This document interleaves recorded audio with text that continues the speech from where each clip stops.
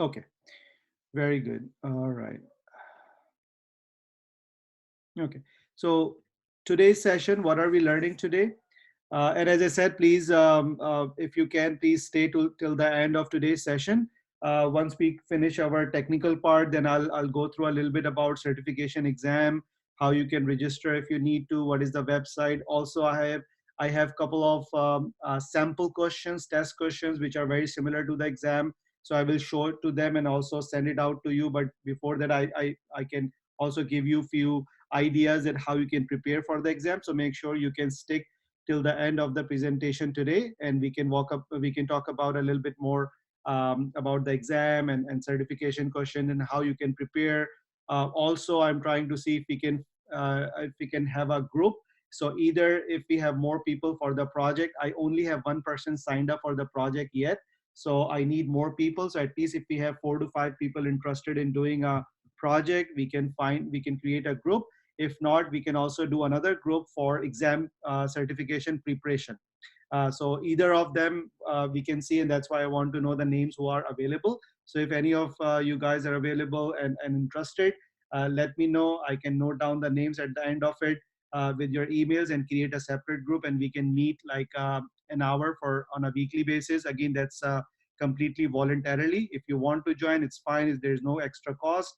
Is just something I want to give you guys back so that we can prepare better.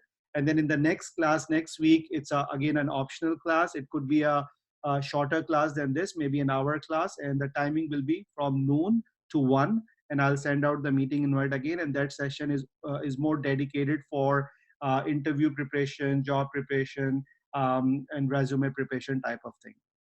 All right. With that, let's kick off our today's class. Very, very important, as you know that we are already in the pretty much at the tail end of our session. So today we have a couple of very critical processes that we are working. One of them is approval process. We will also go through assignment rules. Then we have lightning flow, kind of a newer feature which is available. And within lightning flow, we have process builder and flows. So we will talk about all of these things. So again, all of these are basically related to business process automation. So as we gone through a lot of other automations in the past, like workflow and other rules, so we will continue with that automation. So approval process. So let's talk about approval process first. So I'm sure that you guys have either based on whatever job that you are doing, may go through some sort of approval process, or even if you are not at work, at home, there is always some sort of approval process. So what does approval process mean? So approval process is something, let's say if you want to execute a task, but because of certain conditions, that task either is a high priority, either monetary wise or severity wise, you need a permission from somebody else who is higher in a position, or maybe he's more kind of expert in that domain. And then you basically get a permission or approval from that person. And then once you receive the approval, you can execute that task. Now, if we talk about those approval processes, think about a loan application in your local bank.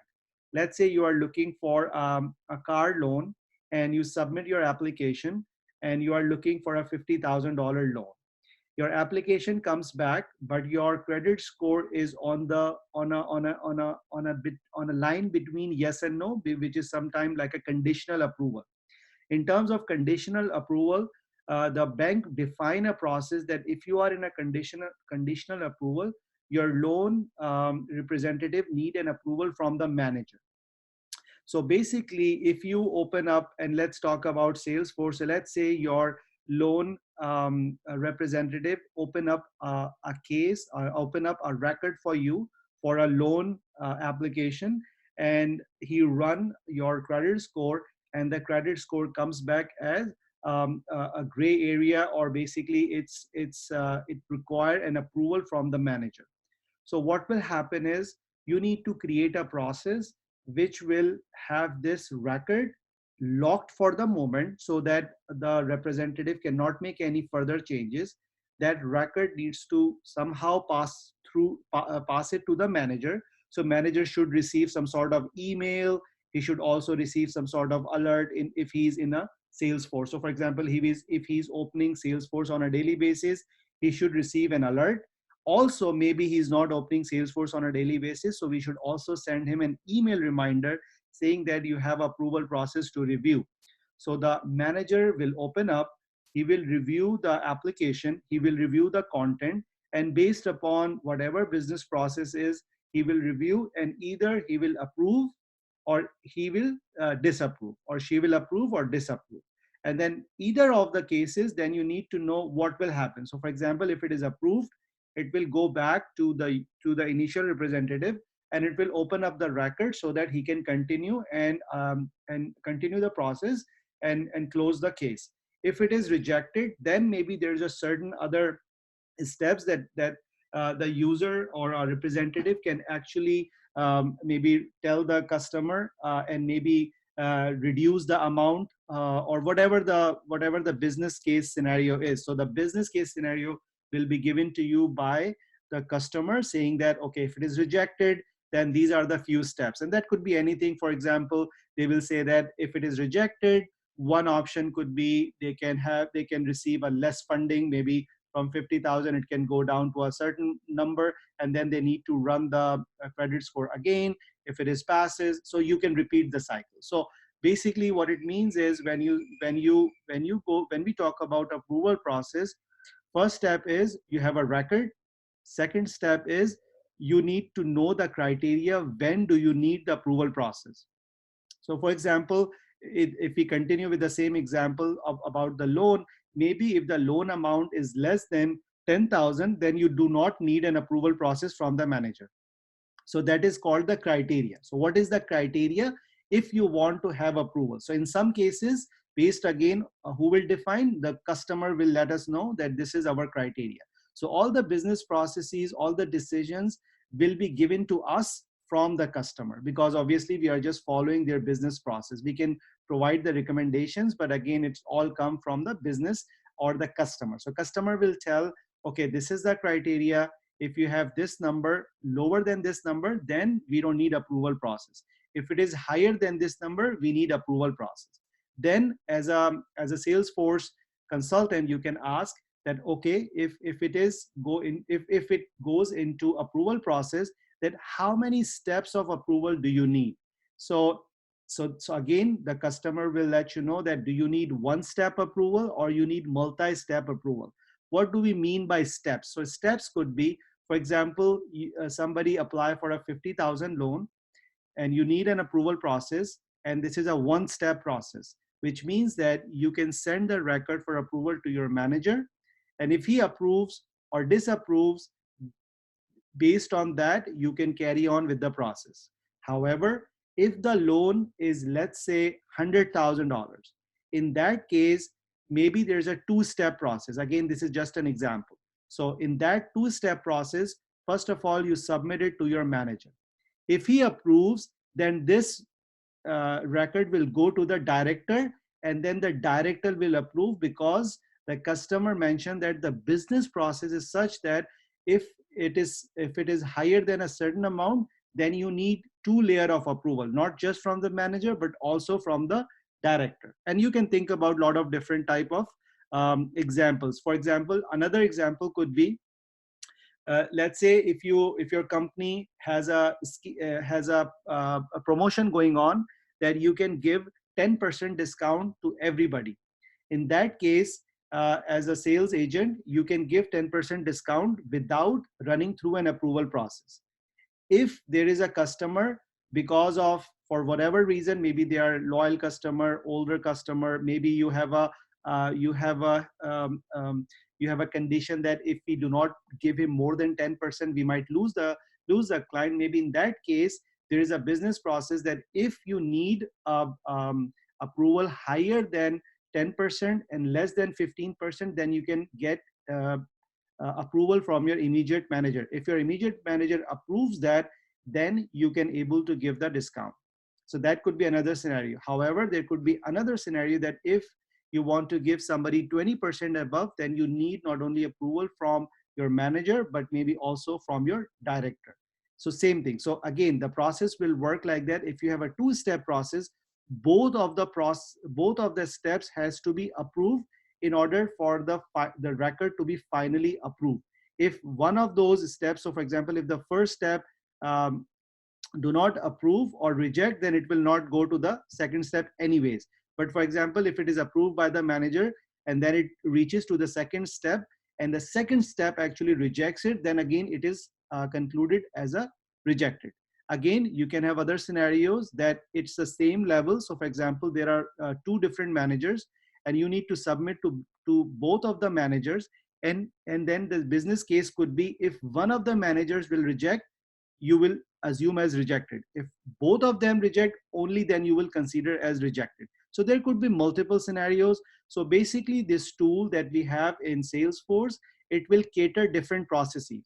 So today I will talk about how do you create this approval process, and based on that there could be many different scenarios, many different ways how you can implement that. And again, the same thing will be valid for all the other processes like approval process, process builder, assignment process, flow, because I will go through how do they work, what are their functionality, why do you need that, and then based upon your application or based upon your automation, you will use one of the tools wherever is needed and however is needed. So any questions before I start the approval process?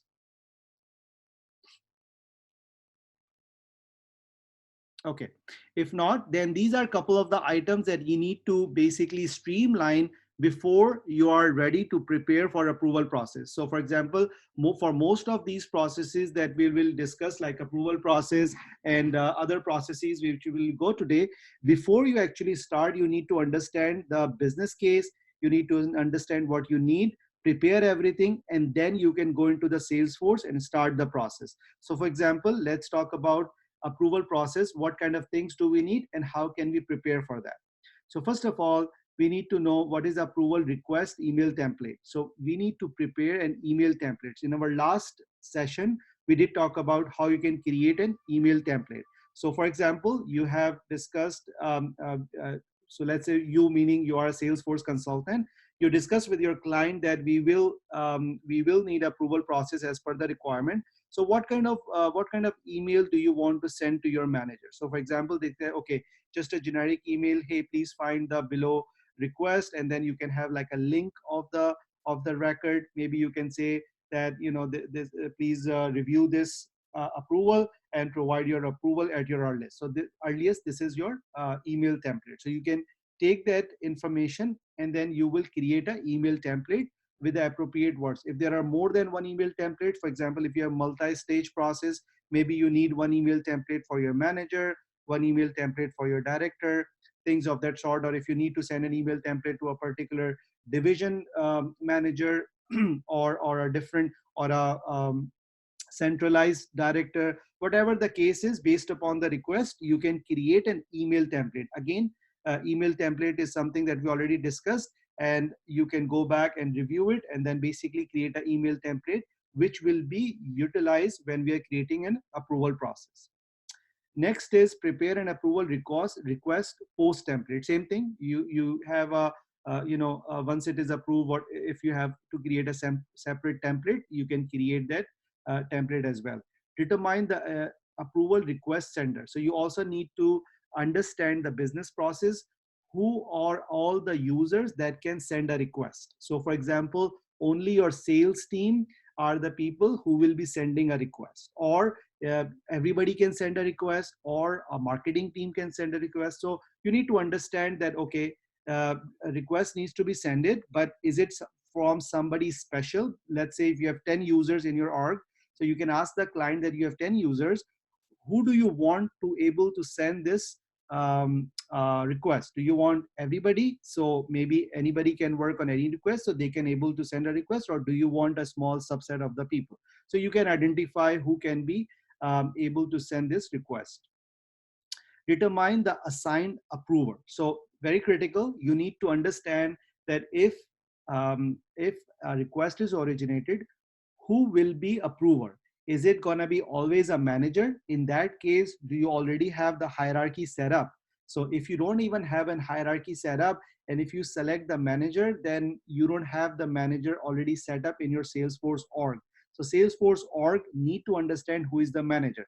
Again, this is something that we have discussed in the past. So you should be able to set up your hierarchy. In our case, we have two users, so we can create one user as a regular user, like our test user as a regular user, and you can make yourself as a manager for them. In that way, you can able to test the scenario out, that whatever records are created by that test user, and if he send an approval request, then you as a manager able to receive it. Also, you have an option that you can dedicatedly select the users who will be approving the request. So you have different options, but you need to understand from the client that who will be the approver, and what would be the scenario. If it is hierarchy based, then make sure again you need the hierarchy is already set up in Salesforce.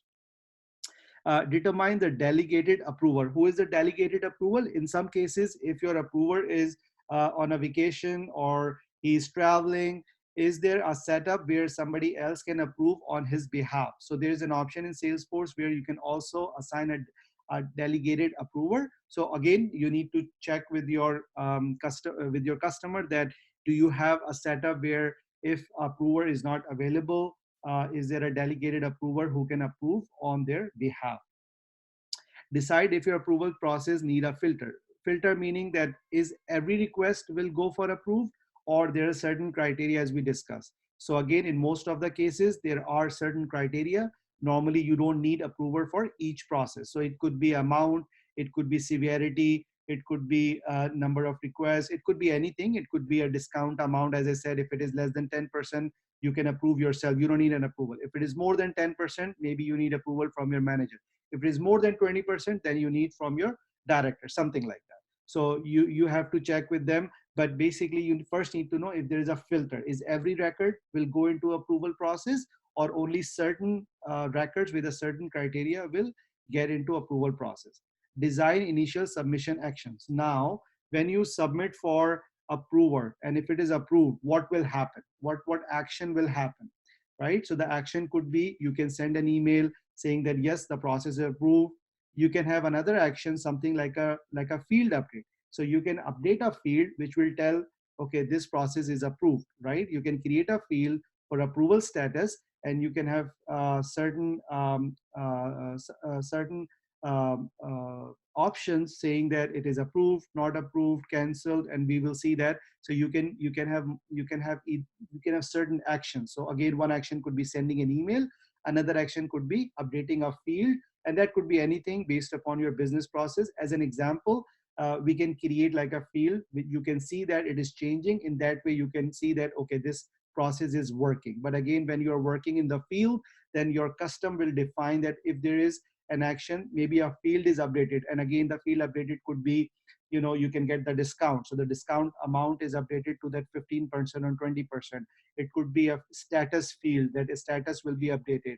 It could be assignment field. So maybe you are assigning this record to somebody else. So for example, if it is more than 20%, then the field update could be that reassign this field to somebody else, because you are not, maybe you should not be working on this record, and somebody else need to work on this record. So whatever the business case is, we will discuss at least one of the examples today. But based on your requirement, you can have different options that you need to choose. Decide if users can approve requests from a wireless device, like you can set up for mobile. Determine if users can edit records that are awaiting approval. Again, as I said, there is an option that you can lock the record, or you can keep the record open. Locking the record means that if I submit a record for my manager to be approved, I cannot go back and change anything. So usually that's the practice, that you don't want anything to be changes if it is an approval process. So for example, I said I need a discount of 15% on an amount of 10,000, and then I submit the request to my manager. Then I realize that, oh, this is not 10,000, but maybe it is only 8,000. So if I go back and change it, then again, by the time your manager will review, which is again a couple of hours later or next day, the whole thing has changed. So you don't want anything to be changed in between the approval process. So the journal practice is you will lock the record in that way until it is approved or rejected. You cannot, the person who submitted for approval cannot make any changes. Decide if record should be auto approved or rejected. So there is an option when it can be auto approved or rejected within the Salesforce.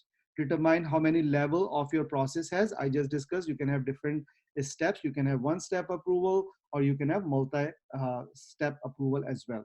Determine the actions when an approval request is approved or rejected. As I said, what do you expect? So this is something that you will ask from your customer, that okay, if you approve, what will happen? It could be just a simple approve, record will be unlocked, and then I can start working, and maybe I will receive an email so that I know, or maybe there's a status field which will update it that okay, this record is updated and I'm good to go. And it could be something a little bit more complicated, right? You can updating a field with the value, or you're changing the discount amount, or whatever the use case scenario. You can check with your customer, and based on that you will define. So all of these steps you need to prepare yourself first before we enter into the approval process. So configure approval process. So now I will open up the Salesforce and we'll go through. There are two main types of approval process, the way you can create it. One is called Jumpstart Wizard, which is more like a shortcut.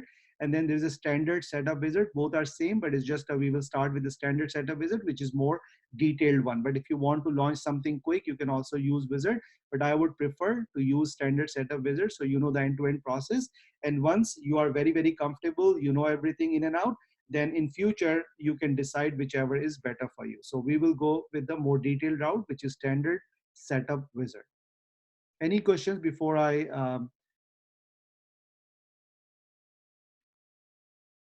start the assignment? Okay.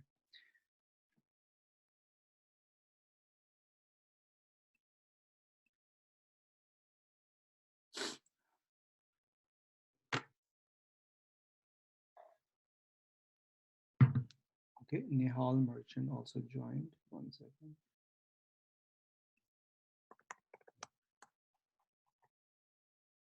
Anybody else joined that I not who is not accounted? So these are the names in green, and then a couple of folks from Veritas. Anybody whose name is not there highlighted, please let me know.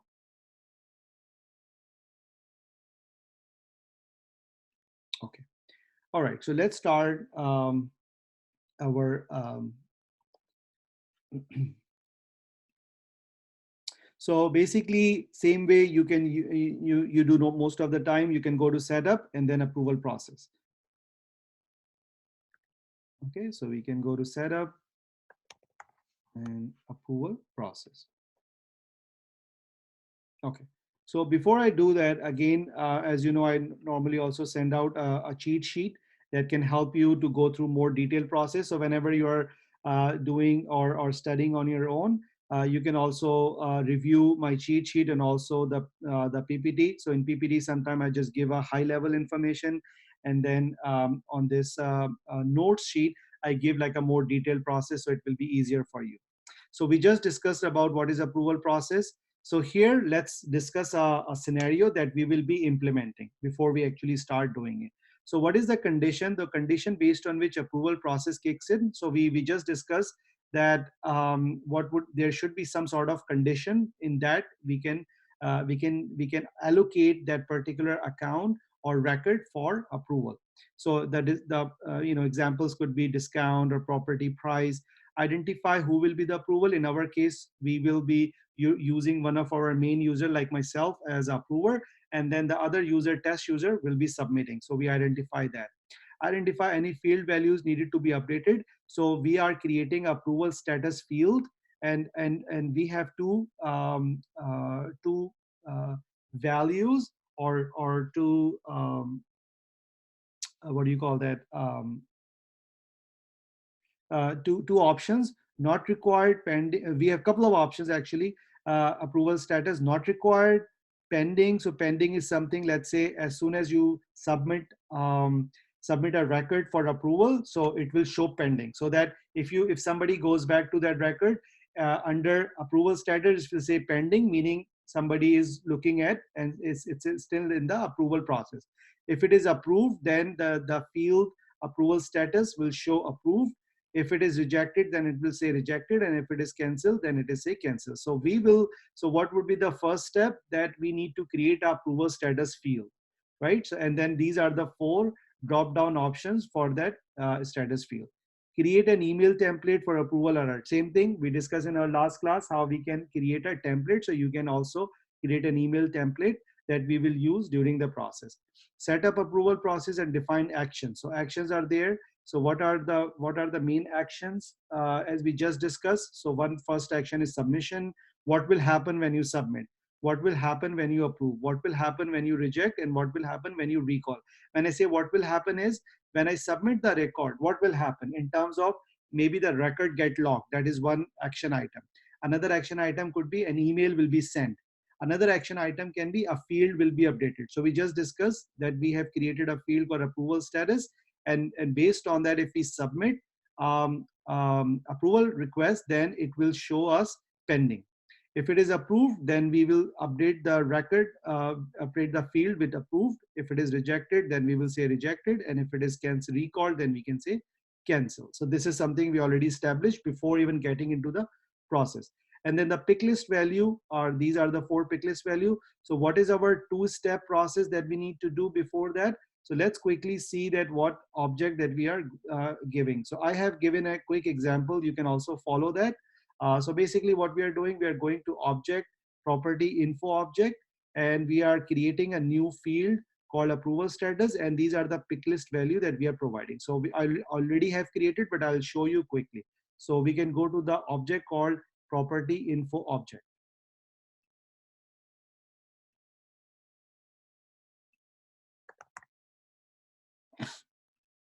Okay, so this is the object. If I go to the fields, so there are so there are fields called approval status, and approval status 2 is just a replica. So if I go to the approval status, you can see that I have different pick list value: pending, approved, rejected, canceled, and not required. So first step is, you will go to the object that you are selecting for this criteria, and you will create a new field called approval status. And then basically you will provide the pick list value what you need. So in my case, I have pending, approved, rejected, cancel, and not required. So I have created that. So that's my first step. So I already created that, just to save some time. So I have approval status already created. Next step is go to setup and approval process. Another thing which I did not mention here is, you also need to create a email template. So let's assume that we already have created an email template, and it could be a very simple email template saying that, hey approver, you have a new request for review and approval. Please review the request at your earliest. That's it. And then you save that template, so that whenever you send out the email, automatically email will be sent out, that template will be utilized. And then from object to drop down, select object. So let's now go to setup and approval process to initiate the steps. So we go to approval process. So this is the screen that you will see. Again, as I said, for anything, if you are looking this for the very first time, you need to make sure you read the help topic, and that can normally help you to understand it more detail. Again, this is coming from Salesforce. This should be latest and greatest. So for any topic that you are reading for first few times, you always need to review them, go through the thing, because this is your actual location where you look at. Whatever I'm showing you or I will provide, this is just for the initial practicing purposes. But later on, you should be able to go past whatever I am providing to actual Salesforce documentation, because they always update every couple of months. So every release, maybe this functionality is updated, or the way this functionality needs to be worked on, maybe improved or enhanced. So you always need to make sure you come over here. So here it is saying that prepare to create an approval process. So that's what we were doing, that we are planning, we understand, we talk to the customer, we create our template, we create our field, we understand what do you need for each process, what would be the action, things of that sort. Choose the right wizard, add an approval steps, and then automated actions, and activate the process. So we are now in the first step, so we'll keep that open. So if you get a chance, please make sure you can review it. There's a checklist also, very interestingly. So you can also review the checklist, which is similar to what I already gone through. So if you want to make sure you are using the latest and greatest, so you can always check the checklist within the Salesforce before you get to the next process. Create an email template. Again, if you don't remember, you can click over here, get the directions, and you can create the email template to move on. create an approval process, and then move on, and so on and so forth. So here, if you see that how this structure looks like is basically there is something called manage approval process for. So the first step is you need to select the object that you need to run the you need to create an approval process for. So first thing first, so for example, we are creating our process for Ali property info object.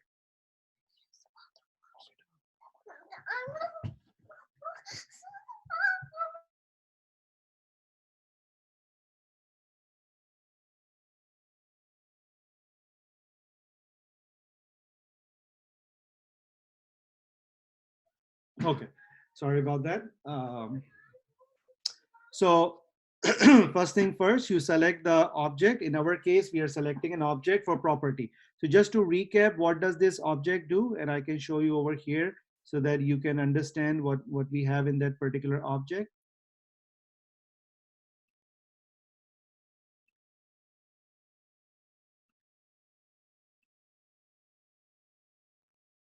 So this property info object, what happens if you go there? If you click new, it will ask you to input the property name, address, price, and then there's subtypes. And then remember this approval status. For imagine that we already created this field, and then it has certain options. But when we are creating a record, we will not change this. It will be automatically be updated.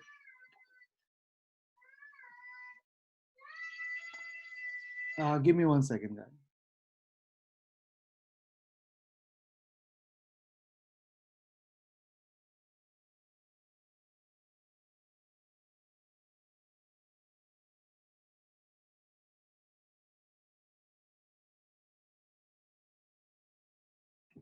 Okay.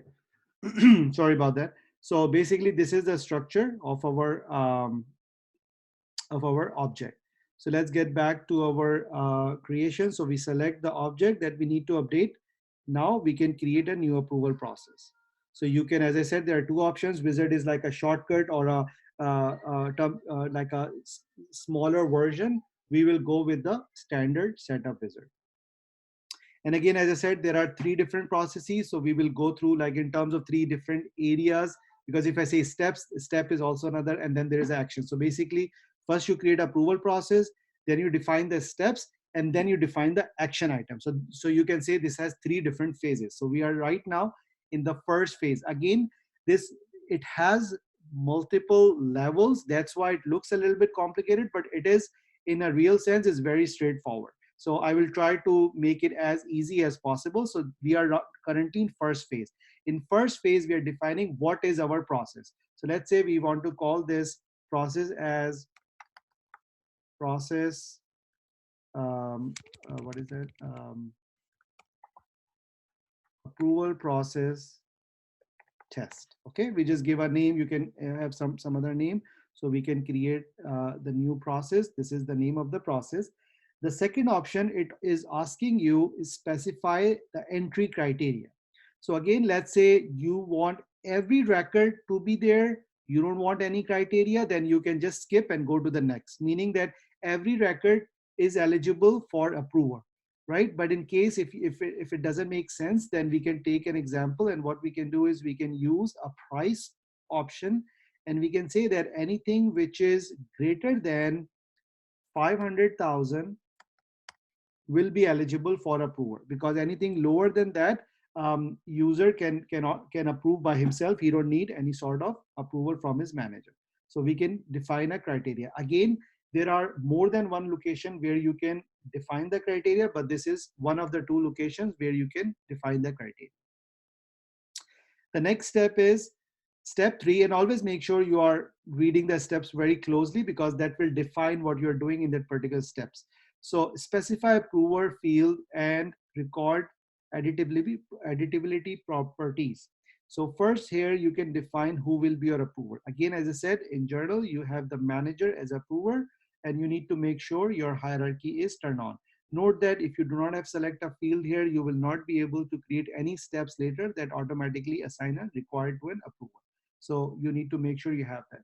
Here you have record editability, which means that can administrator only is the person who can edit records during this approval process, or administrator or the current assign approver can edit this record during the approval process. So for example, if you want the approver, who could be your manager or a director, do you want so admin is by default able to edit the record, and you can see that, like when you log in as an admin, you can do whatever, as you know that. That's why admin logins are very critical, because they can superpass anybody and everybody. So admins can obviously edit that, but you can also have admin or the currently assigned approver. So for example, if you assign to the manager and you said, okay, I'm looking for 15% discount, what he can do, he can edit and say, instead of 15%, let's do it 12.5%, and approves and give it back to you. So he can actually change the content by editing the record and give that.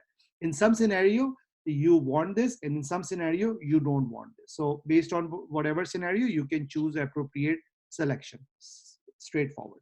Email template. As we said, you will be creating an email template. So if I assign to somebody, they will not only get an alert within Salesforce, but maybe they are not using Salesforce on a daily basis. They also need to get alert from their email. So here you can define the email, and I'm just choosing something from here, but you can actually define the right template, and you can also check your emails. It should be there as soon as you create a new record. Here, the next step is select fields to display on approver page layout. So basically, when I'm as a manager, I'm looking at it, what are the few fields I really need to look at? I may not need to look at all the fields. And in some cases, you can have 10, 15, 20, 30, 40 fields. But maybe if I able to see something which is very critical information to me, I can decide if I can approve or not. I don't need to see everything else. So what are some of those fields? In our case, obviously price is the key thing. I need to know the property name. I need to know who is the owner, and I need to know the price. If I also need to know, for example, what kind of property is that, I can add that. So these are different fields that you have, and you can select what fields will be visible, like a summary tab.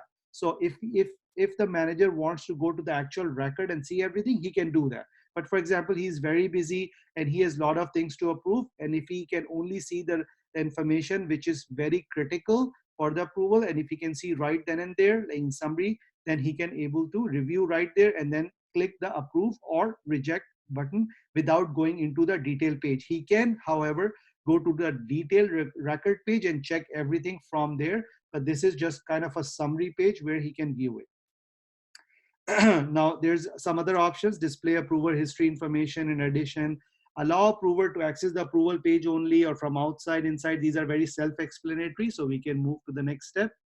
All right, so here it has, the next one is specify initial submitter. Who can, so we discussed that is everybody can submit, everybody can create, nobody who is there per certain area. So you have different options that you can have different groups, roles, users. So for example, if we select the users, we can allow a particular user, for example, in this case, only this user can do it, and then owner. Or let's say you want, like we have two users, we allow both the users, so we don't need this, but you can have whatever you want. You can either choose by user, you can choose by role, you can create a group, you can have owner, whatever you want, based on, again, who will define that? Your customer will tell that is everybody is able to be as a submitter, or is there a particular group of people who are submitters? So based upon that, you can select. And again, if you need to choose the user, you can go to the users and select the two users that we have or one user that we have. Or if you need to choose a role or public groups or owner, whatever you want, you can choose accordingly. Here are some other options: add submit approval button, approval history related list on this particular layout. If there are more layouts, you can add that. Allow submitters to recall approval requests. Now, this is, if you check this option, they can also able to retrieve the approval. Maybe they submitted approval with some wrong information. They can also, it's not about editing, it's about retrieving the request. So they retrieve the whole request, saying that, okay, hold on, I did a mistake, let me retrieve it, and then they can make the change and then submit it again. So it's not basically about the editing. They can retrieve the request, take it back, make the changes, and then resubmit it. So it's not in the submit process while they are making changes. So you can retrieve the request if you check on this box, but if you do not check on this box, then you cannot retrieve it. So based upon, again, whatever your criteria is, you can choose, or you can unselect. All right, so this is the first phase that we said, set up a process. So we set up a process. Now what you want to do? So basically, you have created an approval process. So we created an approval process, we give the initial conditions. However, you cannot activate this process. So you cannot activate this process until you define at least one approval step. What would you like to do that now? So what you have done so far, you have basically says this is my approval process, give certain conditions, and so far what the conditions that we have provided, that there is an initial condition, who is the approver, who can send the approval, and you also set up the template. So you kind of set up the process, saying that this is my process, but you did not actually define that, okay, how many steps are there. So let's say we have only one step, we can have multiple steps.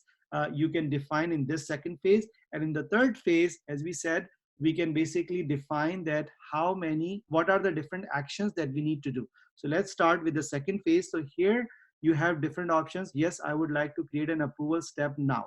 So let's go ahead. Other than that, you have, I will do it later, and I can do it later, but let's say we want to do it now. So let's say go ahead and start approval, different steps. So we can say that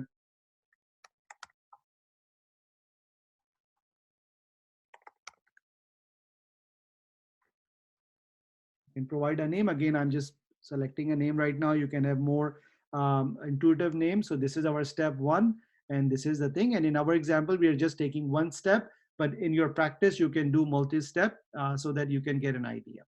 So once we go to the next step, it says specify step criteria. Again, what is the criteria of this step? Because again, as you can have multiple steps, each steps can have a separate criteria. So maybe you have two step. In first step, anything which is basically between 500,000 to a million, that will go into the first step. But if it is, let's say, between 1 million to 2 million, that will just go to straight to next step, something like that. So again, there could be different scenarios. So again, all records should enter this step, or you can define a criteria. Again, if we want, we can define a criteria just for our practice purposes.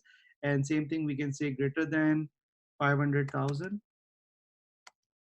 So that we already defined prior. So it's like a replica, but as I said, you can have for different steps, different criteria. So when you're practicing, you can do different mix and match and see if you don't define here, just define there, what will happen. If you can define here, but not define there, what will happen. So you can practice all those different scenarios to see how does it work. So right now we provide a basic scenario. Next step, select the assigned approvers. Again, this is step, so each step can have different approvers, as you know. So here we are also defining who is approver for this particular step. So here, for example, we can say we can keep the manager, or you can have manually select at that point in time, automatically assign to user field as a manager, automatically assign a queue. So as I said, remember we talked about queue in one of our sessions. So if you already have a queues created, so you can right away assign over there. So you can have queues, you can have a particular approver. So here, for example, we have a users. So let's say in our example, we can choose user, and our admin can become a approver. So here, for example, if I go here, I can see both of the users. So I can choose the admin as an approver, which is myself. And then again, as you said, you can just choose the manager, whatever you want for this process. You can choose a certain manager, another process, another step, you can choose a different manager. Again, here approves or reject based on first response, require unanimous. So for example, if you have more than one approver, do you want just one? As soon as somebody once approved, that's it, you don't care about the rest, or everybody needs to approve whatever is necessary. Also, they have an option that approver delegate may also approve. So again, based upon your requirement, you can check this, you can leave this. In our case, we can just skip this for now. And here is what, so we already created the second step. Now third phase, what would you like to do now? You just have created an approval step. So we create the first step, and we'll stick with the one step for now as an example. You can optionally specify workflow actions to occur upon approval or rejection on this step. So think about it now, you can actually have some workflow kick in. So you already have a workflow there. You can kick in a workflow process here, or you can have a different action item. Would you like to do that now? So what you can do, what are the different options? I like to create a new approval action for this step now, and you can have email, field update, or outbound. So if you guys, just for a reminder, outbound is something you can send to a separate system which is connected. You can send an email, or you can update a field. So we will play with the email alert and field update for this example. Yes, I would like to create a new rejection action. So this is for approval, this is for rejection, and this is like, I will do this later. Take me to the approval process detail page to review what I have created. So I can do that, and then we can create the processes from the main page, so you can see all the options instead of, so here it is only showing you approval and rejection. So I will show you everything. So let's move to the next stage where you can see the complete process over here, and then we can add the action items. So this is the phase 3. So phase 1, process definition. This is your approval process. This is your main approval process. This is your template. This is your approval request manager. So this is all set up. Now, when you submit initially the process, by default, it is locking. Now, when you submit, we just discuss, if we go back to our initial thing. So when you submit, you want that record to show this approval status field as pending. Okay. So that's what we're going to define here. So here you have two options, that you can add a new email alert. You can add a field or outbound. So let's do a field update. And if you remember, so this is action. So I will call this action, for example, 11. You can have anything. And here you can say what field do you need to update, right? So we said we can do approval status. And then in approval status, it is a pick list. So within that, I can choose whatever I want. So for this particular stage, because I just submitted, all I need to show for that field is this is pending for now. So I can save that and save it. What I can do as well, I can also add an email alert so that another email will go. But you remember that once you assign the record, that email is already gone. So if you want multiple emails for each initial submission, you can add that. But we already selected an email, so it will go there. So it's up to you, how many emails do you want? Do you want for each step, or do you want for separate? So again, if you want to add, you can also add an email alert. Right now, we're just gonna stick with something simple, which is field update. So right now we set up that this is an action item for initial submission. So as soon as you submit it, what will happen? The first step, the record will be locked for the submitter. So if I submit the request for my manager, the record will be locked for me. So I cannot add it and make any changes anymore till it is approved or rejected. Second is, it will also update the field. So record has this field, which we just saw as status. It will be start showing pending. Okay, so this we will watch once we get. Now approval steps. So we will go into the approval steps. How many steps do we define? 1. So we stick with that. Now if you have difference to approval steps, you will define their action items within that. But right now, just to keep it simple, we will have final approval steps, final rejection steps, and final recall steps. Again, it can become more complicated if you have multi steps. But for the first initial practice, just keep it to first step and then practice it. Once you become really, really comfortable, then you can easily create a process with 2 or 3 steps, because now you have a really good understanding. So what is the final approval action? What do we have decided? That if the person has approved, we can update this field approval status to approved. So let's do that. So what is the first action item, which is their record is already locked? And what we want to do is we want to update a field. Again, this is second action. So I'm going to call this action 22. And what is the field I want to update? Approval status. And what is the status? Is approved. And I will save it. So this is for approved. I will log the record from being edited, and also, and you can also edit that if you don't want to be logged. You can also edit that. You can keep it unlogged or whatever you want, either log or unlog based on the requirement. And also, I have defined another action where this step approval, if it is approved, it will say approved. The next is if the manager select rejection, that not approved, then what will happen? I will go back again. Again, what we have decided, that we will say okay, whatever that is, and then we can select the status, and this is reject. So we have something called rejected and save. So we have rejected and save. So we have defined 33. And then the last but not the least is recall. If somebody recall, again, same thing, we can update the status.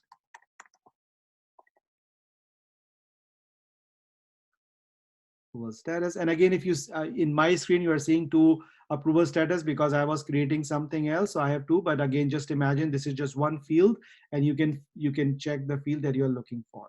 And here we says canceled and save. Okay. So far, what we have done, and we just want to walk through this, we have created the object, we have fields, we have picklist fields, and then we go to the approval process. From object drop down, we click the wizard, we specify the criteria, we have the manager, email template, and then we select the fields, and then the submitters, we both users we have selected. Create approval steps, we set approval step name, step criteria, approval keep manager as a select or new approval. Initial actions, action 1, update email, action 2. So I have put down all the steps just to make it a little bit easier. Now, one of the very critical thing is all of these processes required to be activated. So let's go ahead and activate this process, and activate button is right here. If you have more than one process, then you can activate the one that you really need. And now if we go back to our processes,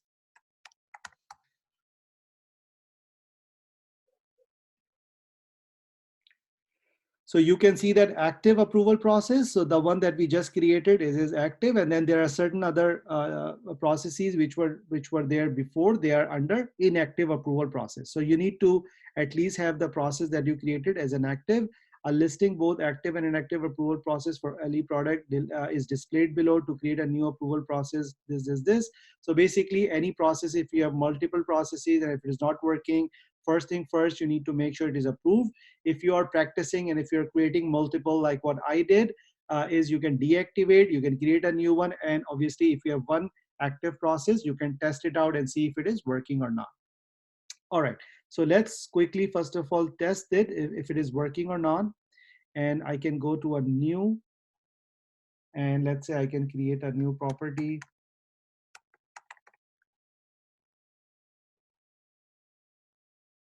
Address, price. So let's say the price is 600,000, which means that this record is eligible for approval. So I can select the subtype as house, and approval status. I'm not choosing anything. I'm just leaving it as is. And basically, if you are actually practicing, you can even make this field read only. So in that way, it will not even give you an option to drop down. So right now I'm just practicing, so you can see it, you can select it, but I'll leave it as is. So right now I'm leaving as none, and I can save this.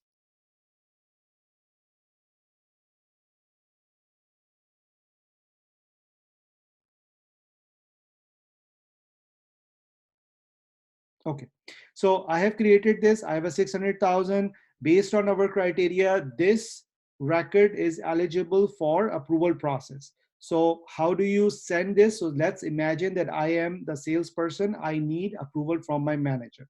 So if I go to this drop down, there is an option called submit for approval. So if I click on that, it will ask me to give some comments. So I will say, um,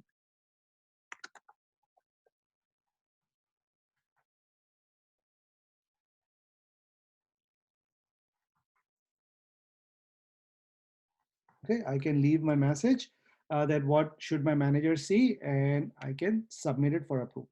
So right now it is already submit for approval.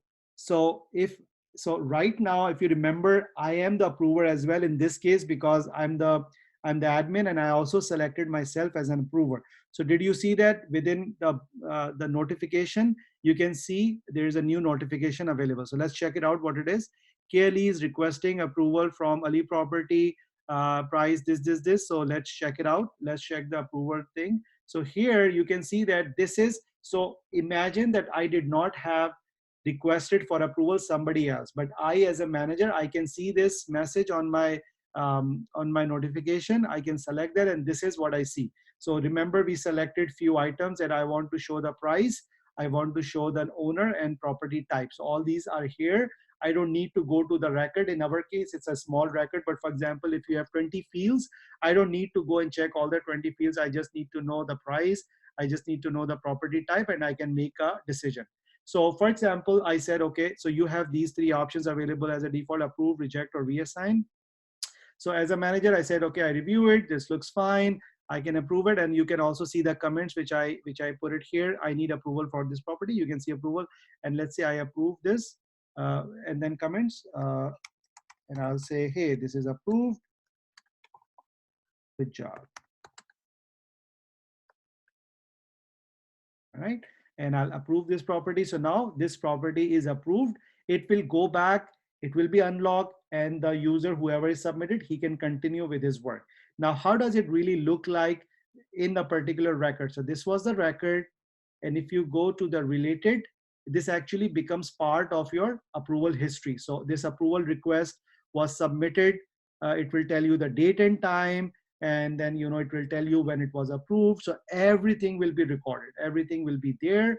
You can able to see everything, every record which needs approval, who approved it. And again, we can log the records, we can log them even for, so as soon as anything approved, then the user cannot change anything. You can do that, how to do all of these things. So you can log the records for future, you can keep it, but the main idea is you can see everything. I can show you one other example, and then we can move on to the next one. I can log in as a second user and also want to show you if I create a record, then what will happen less than the threshold. So right now, remember, if our threshold was 500,000, so let's create a record less than that and see if I can submit that record or not. Again, first thing first, you need to make sure you are logged in as the second user. So I'm logged in as a test user. I go to my object and I said create a new property.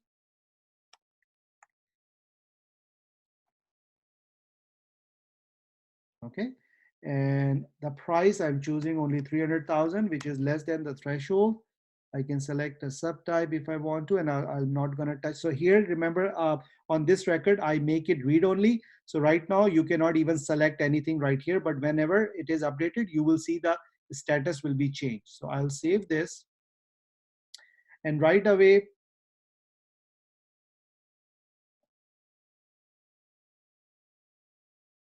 okay, so now, right now, I did not send it for approval. So whenever I send it for approval, status will also update it. So right now I create this record. I don't need approver, but for example, by mistake, I said, okay, let me submit for approval, right? Submit for approval. I submit, but here it says not applicable for approval. No applicable approval process was found, because remember, this is not the criteria. So again, even if I want to submit for approval by mistake, it will not, because I defined the minimum criteria. So that thing we also tested, because we put a criteria, and that is working very well. Now let's go ahead and edit that record and make it then above threshold. So 600,000 is above threshold. Let me save the record. And now let me submit it again.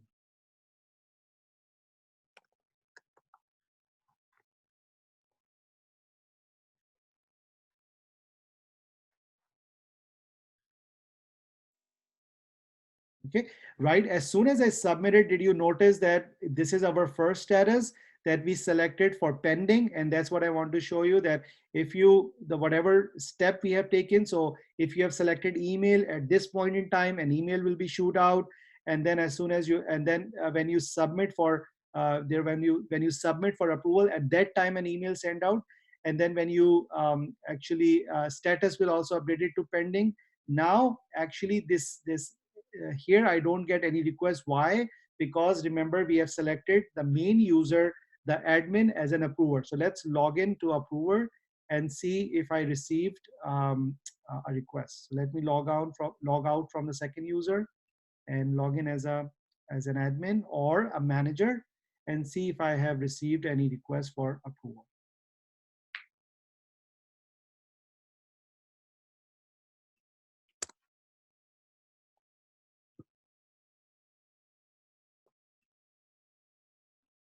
Okay, so now I log in as a manager, and here if I go test user is requesting approver for early property info object and this, I click on that. It will take me right away, right to the request. I can see all the request and everything. If it is good, then I can go ahead, please review and approve, and I can go ahead and approve.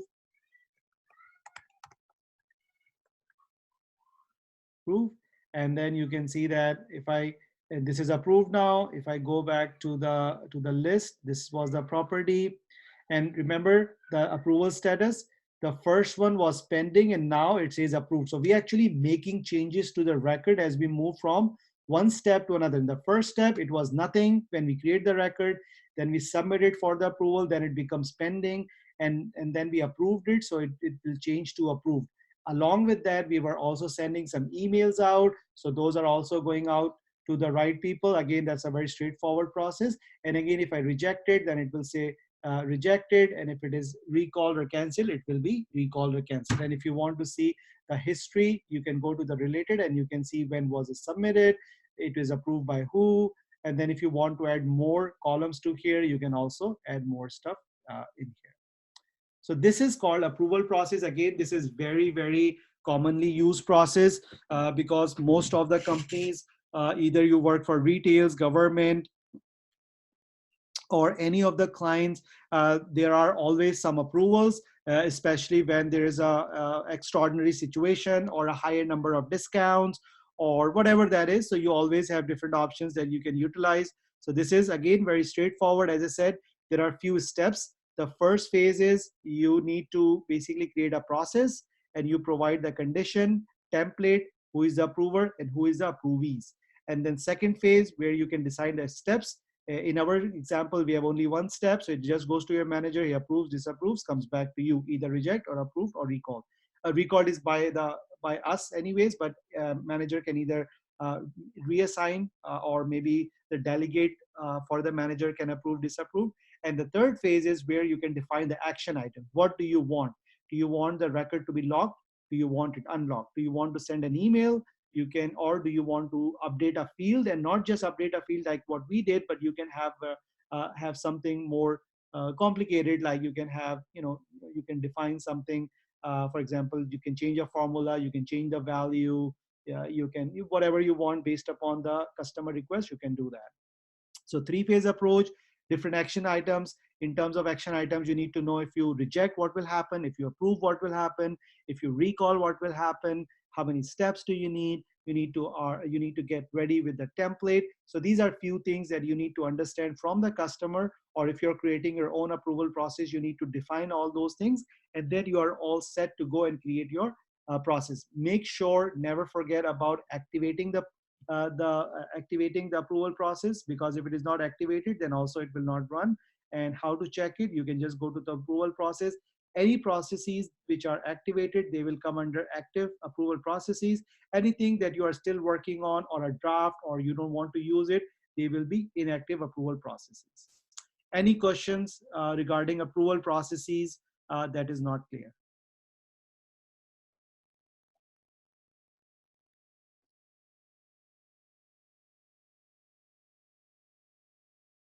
Is everybody good with that? Good with approval process?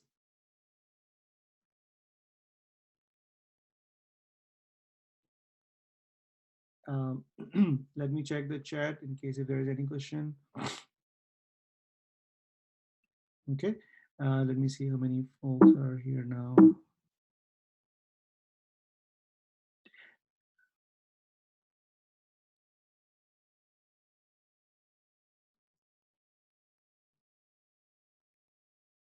Okay, so it looks like everybody is good. All right, let's move on to the next topic. The next topic we have, and again, all the details are available. I'll send out my notes and also send out the presentation. So for the first time, it will be easy. You can follow. You can always follow the notes section, or you can follow the guided PowerPoint, whatever is more feasible for you. So we just walked through the approval process. The next item we have is kind of a relatively easy. It's called assignment rules. So before we talk about assignment rules, let's first understand what does it mean by assignment rules. So assignment rules is, remember, we created queues, and we talked about that if you have cases or leads, they need to be assigned to somebody. So for example, if you work for an organization and there is a sales team and there is also a support team. So sales team normally work with the leads, because the leads will come to them from their marketing campaigns. Maybe they have an event happen and then they got a lot of leads from there, or maybe they have a third party who is running some ads from them, collecting leads from social media and provide the leads. And either you have integration directly adding to the Salesforce, or somebody is using one of the tools to import all the leads. Remember, we have two different type of tools, Wizard, and also um, the upload tool. So you can use one of the two tools for the upload of the leads. So somehow you get all the leads in your system. Now what will be the next step? Or if you have a lot of if you have a product, and if somebody have issues, they open up a case. So for example, if you work for Amazon, some your client has buy a product, and they have some issue with the product, they open up a case. So your support team will help. So how will these cases or these leads will be assigned to the team? So one way to assign them is, for example, you can say that, okay, we can create a queue called sales queue, and any or all the leads which are coming, they can assign to the queue, and then the sales sales team members can go in and assign themselves. So that could be one model. So you can assign to the queue and they will take it from there. Another scenario could be you want to assign it to particular folks. So for example, you says that, okay, this KLE is will be handling all the leads from New York, or from this particular zip code, or anything which is higher than $1 million. Whatever your criteria is, how do you want to distribute your leads or cases, you can define that. So it could be any criteria that you want. It could be based on amount, it could be based on zip code, it could be based on city. It could, you can, if you don't want to assign to a particular user because you're not sure, and you want to assign it via queues, you can even assign it to a queue. So in our example, we will take leads, and then these assignment rules are primarily used in leads and cases. So in leads, for example, we can take an example, and what we can do is, if for a particular zip code, assign it to a particular user, right? So we can use that, and then based on the same criteria, you can basically whatever the requirement you have from the customer, you can fulfill if they're looking for some sort of assignment rules in your org. So when the leads and cases are created, assignment rules define how they will be assigned. So for example, I am only, so for example, just think about, let's say you have one person dedicated to add the leads.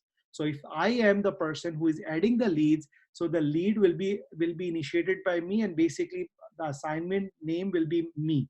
But I am not the person who will be working on the leads, nor I will be working on the cases. So I need to make sure that automatically this will be either assigned to the queue, or maybe assigned it to the right person, because as soon as the lead is created, it should be assigned it to the person so that they can start working. So that's what we're gonna do right now. And again, there are two types of assignment rules. Either you can run these rules on a lead or cases, because these are the two main types where we have been required. There will be only one rule active at a time. So you can have only one rule that is active on a time. You cannot have multiple rules. Create rule entry. Same process will followed by both leads and cases. So whatever criteria you are creating, it will be active for both. Make sure to check below option for triggering assignment rules from the bottom of the page while creating the lead. So there is an option at the end of the page that you need to check in order for the user to activate the assignment rules, and I will show that once we go there. So this is very, very straightforward. So let's jump into our setting home page and assignment rules. So we will define the lead assignment rule. um, And again, same thing. First, you need to make sure there is no active assignment rule. So right now, none of the rules that I have, they're active. So we will go ahead and create a new assignment rule. So what is the name of the rule? We can call that sales, or we can just call that as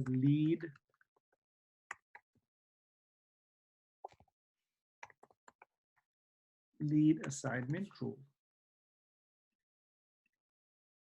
Okay. And remember, we did not turn it active. So let's go ahead and add everything, and then we can turn it active as well. So before we can activate that, let's create the rule entry. So what do we want as a rule, right? So what is the order? So you can have multiple orders. So for example, you want anything. First sort is, if anything belongs to 20165, it will go to a particular user. Second sort order is, let's say if it is not defined that, but if it is also If it is from New York, it will go to another user. If it is not New York, if it is, so you can have different sort order. Right now, we'll start with the first one. What is the criteria? So what I can choose is, for example, I can have zip code as we discussed. So we can take zip code or postal code. If it is equal to a particular zip code, then what will happen? Select the user or a queue to assign the lead to. So just for simplicity, I'm gonna use the user and I will assign it to one of the different users. So in our case, because I'm logged in as KLE, I will assign it to the test user.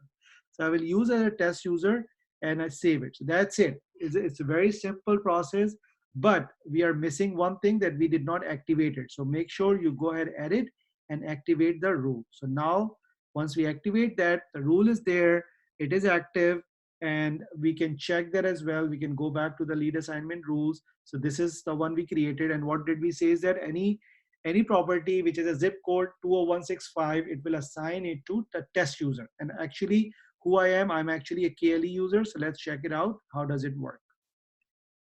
So I'll go back to my object. Sorry, Khurram, when you said lead means the property thing, right? The property, the actual property. Lead is an object. In journal, lead is used for something. For example, if you have a prospect coming in. So for example, in a sales process, the first thing is lead. Lead meaning that a person who have a potential of buying something. So for example, let's say you go on a Facebook and there's an ad coming in for to buy a laptop, and there's a sign up form which says, okay, show, and there's a very like 50% discount, and they say that we can send you a coupon via email if you provide your email and name. So you sign up your email and name, and that information goes back to the company. So that becomes a lead for that company. So for example, if I'm working for that company, I will get that lead through whatever, for example, an email, and then I create a record in the lead record. So leads are basically, and that's a good point, let me show that in your org, if you go to view all, and what we need to do is we need to go to the sales app. So if you go to the sales app, here you have leads, and then you also have cases. So you have cases. So we actually need to go to our leads tab, which is available over here. If I go to my leads tab, so these are all different leads. So if I show all, so some of the leads are created by default. So if you open up any leads, a typical lead is something that can have like a name, company, industry, product interest. So for example, this lead is interested in what product, maybe the phone number, email address, whatever you have. And then for example, if I am the sales guy, so right now who is the lead owner? This is me. So it will be under my name, so I will be supposed to work on that.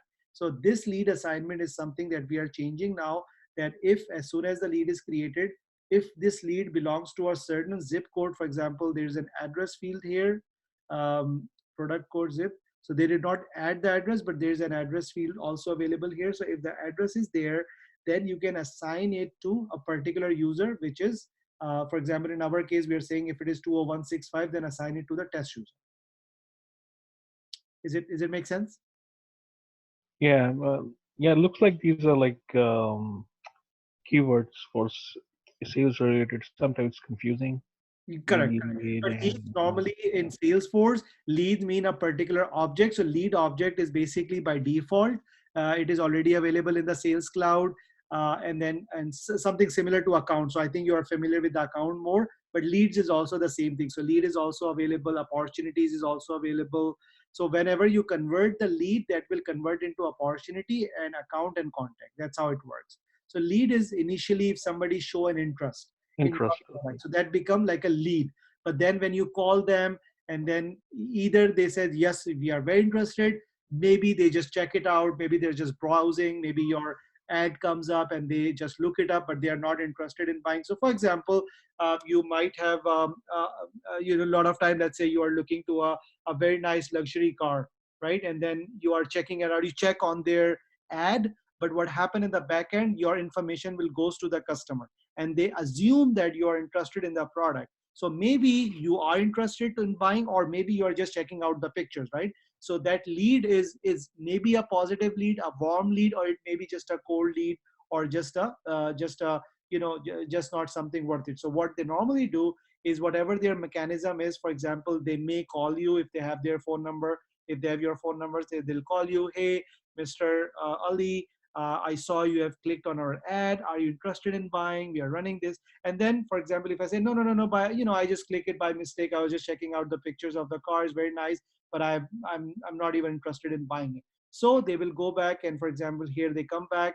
They already have as a lead, but then they will say that this is a lower, like a cold lead, and we will check them maybe after 3 months or so, just to see if something changes. But for example, you call a lead and the lead person says, yes, I'm very interested, let's talk more. And then you can convert that lead into opportunity. That lead will be converted into opportunity, because now that person is very, very serious. Now he's asking about the pricing. He's maybe looks like he's ready. And then you also, when you convert a lead, it will convert into opportunities, accounts, and contact. So whatever the name and address and everything will go into the contact. Whatever the business company name or business account name will go into account, and the rest of the details about the product and all that other details, pricing, will go into the opportunities, and then you can take it from there. So when you say the account, that means the customer finalize the deal, whatever he agree with the terms and conditions, so it becomes account. No, so account mean, for example, if you called and show interest and you work for Bank of America, so Bank of America is your account, because maybe other people also work for Bank of America. So we will see that how many people are interested from Bank of America in our purchase. So your account will become Bank of America. But let's say you are an individual, right? You are not coming from any account perspective. So that will become a personal account. So your account name will be your name, and it will say household. So that is something that we can use. But for example, usually the way it works is, for example, if a company is working with different vendors. For example, if a company work with different vendors like banks and pharmaceuticals, so their account can be Bank of America, Kaiser, and then within the Bank of America there could be many people, right? So in Bank of America they also work with like 50 people or 100 people. So all of their account will be same Bank of America, but their contact information will be different. Make sense? Yeah. So just think about, if you're doing a business, right? So always think about, if you're doing a business. So for example, if you are selling routers, okay, so who will you send routers to? You can send to individuals, and most probably you will be more sending to companies, right? So when you send to a companies, any name of the company is actually the account name.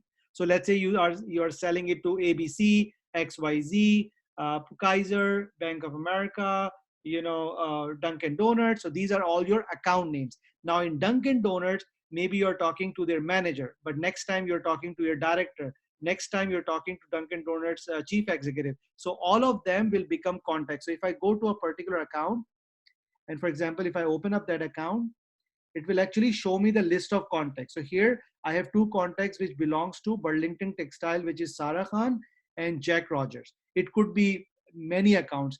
Under this account, I have one opportunity that is basically I'm working on. There are two cases which are open for that particular account. So each account is deal in a way that, okay, for that particular account, how many contacts do we have? How many open opportunities do we have? How many cases do we have? So we need to make sure, because usually what happens is there is always each account, there's a representative for each account. So for example, if I'm taking care of Burlington Textile Corp and Corp of America, I will be basically looking into this all the time, just to make sure, if there is no open cases, is somebody respond to that, is the opportunities actually taken care of, or if I need to take care, I need to work on that, things of that sort. So it looks like we already have an account and we looking for leads and opportunities within those accounts So we and don't different have account. contacts. Anytime you have a lead, that comes with the account. So for example, Okay. if you says I have a new lead, so you will ask, okay, what is the account associated with that? It's not that you already, and it is possible that you already have that account added, then you can just add the contact. So it is possible that you have an existing account because that account is already added, and you can just add a new contact to that.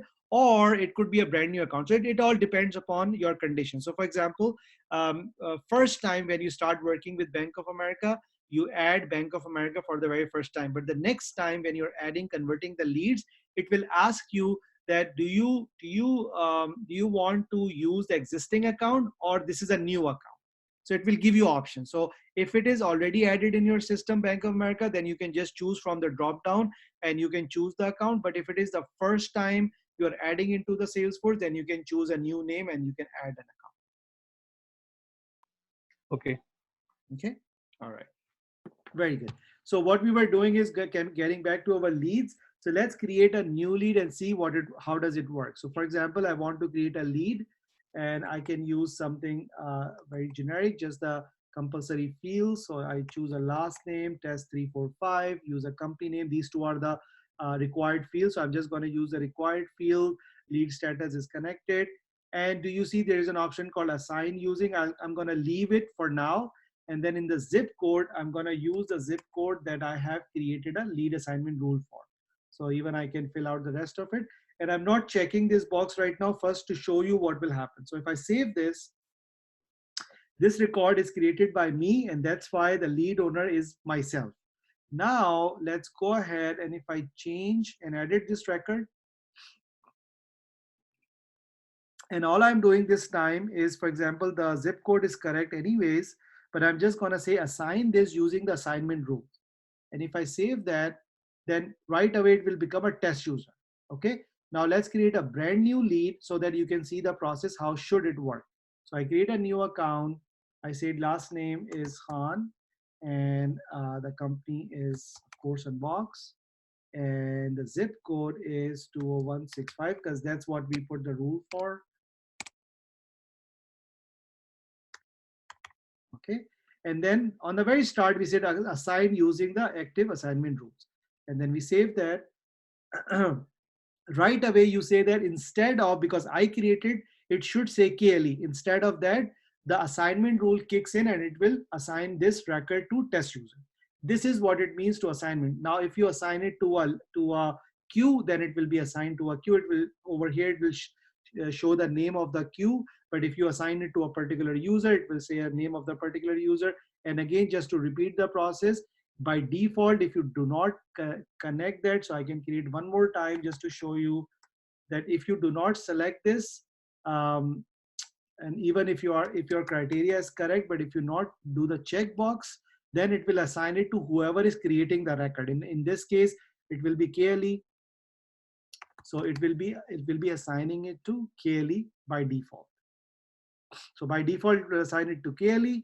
If I edit and basically use the assignment rules, just check the box, then it will right away assign it to the test user. And same way it will work on the cases. Any questions?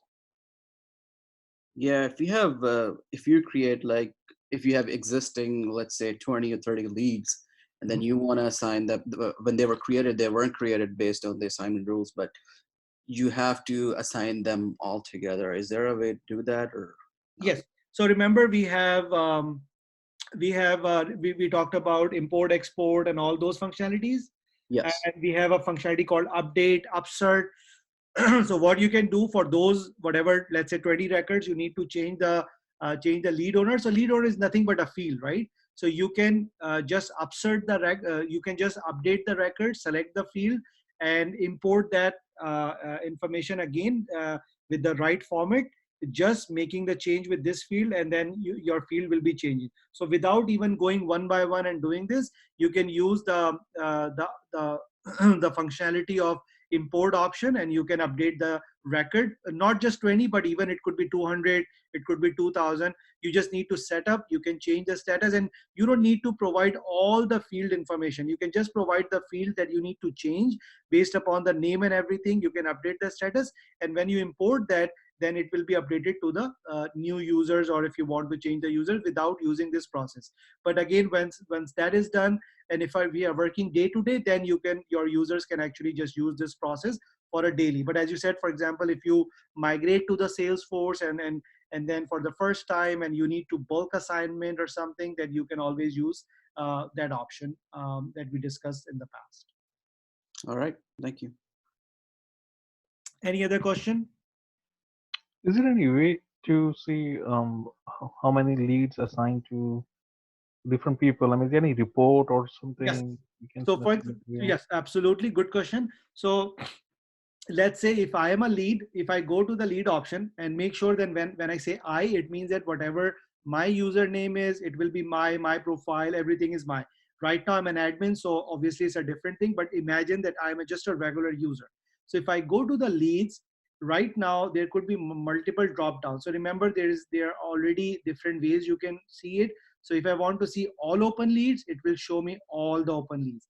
If I only want to leads that are assigned to me, then I can say my unread leads. So it will show you only the leads which are assigned to me. Also, if you want to create that, okay, not only just me, but maybe the leads which are belong to me, and also let's say you work in different zip codes, only show me the zip code for this one, that one. So if you remember, we talked about this in one of our previous sections. So you can actually go back and basically create different filters and create your own drop down as well, like a custom drop down view custom. Remember we talked about this custom views.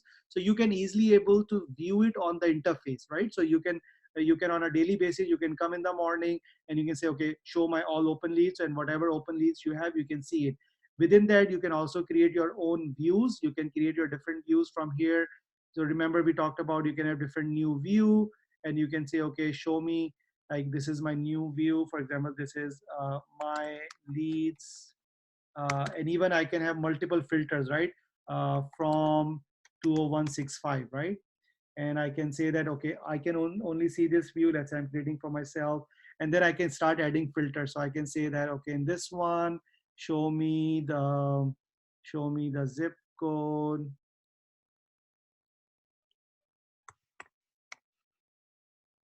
zip code equals to 20165. So not only it will do for me, but also zip code. And then I can save this, and then I can run it and see right then and there. It will show me two of them with the zip code that I said. So now anytime that I want to, so this will be saved for good. So anything new comes up, you're working, all you need to do is you come up to your view, and it will show you the list that you want to see on a live. Now, if you want to create a report, same way you can also create a report and dashboard with that. Okay. So basically, you customizing the view. I mean, based on the You can filter. customize the view, correct. Or so you can either view it specific leads from the view, or you can also create a report from there. Either way. So you have Okay. two different options just to see what you have assigned to. Okay. Okay, and same thing with any other object. So for example, you want to see how many tasks do I have. Same thing, accounts, how many accounts belong to me. So you can go to all accounts. If you can able to see everything, then you can see everything. But if you just want to see what are accounts that are assigned to me, or they belong to me, you can have your account. So here you see account owner. So so all those accounts which belongs to you, they will show up. And as I said, you can have different views within those. You only want to see, you want to have another filter for accounts belong to channel, a particular type of channel or particular type of zip, whatever you want, whatever view you want, you can create as many views as you need. And they will be, again, you don't need to create again and again. One time you can create it. Whatever data you're adding on a daily basis, they will automatically be available for you. So tomorrow when you come up, you can just go to your account, my accounts, and it will show you all the latest and greatest accounts that are assigned under your name. Okay. So any other questions from the lead assignment rules?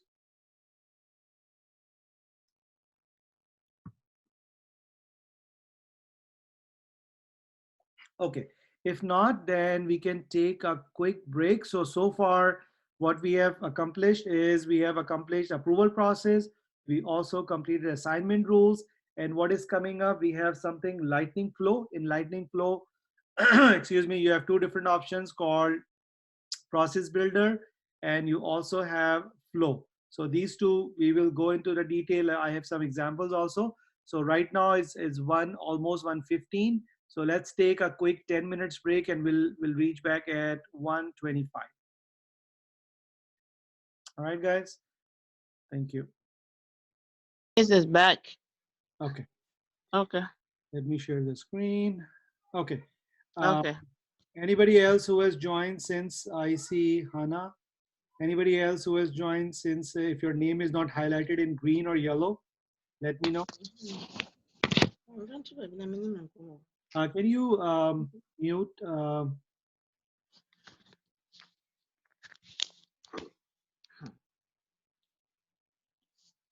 you mute, Yunus?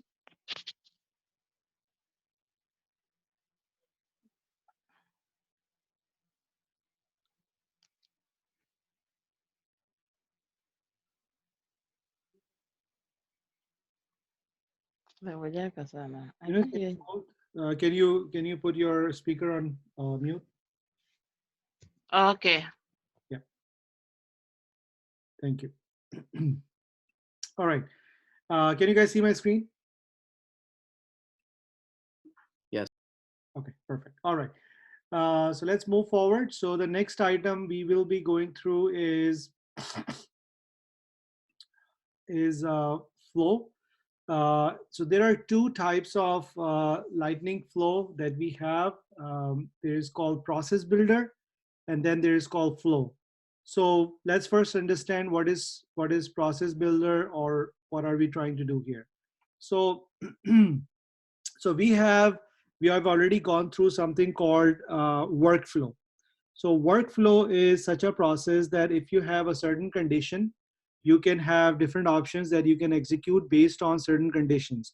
So for example, you can send an email, you can update a record, you can send an outbound message, or you can send internal alerts. So you can perform different functionalities if you are looking for automation.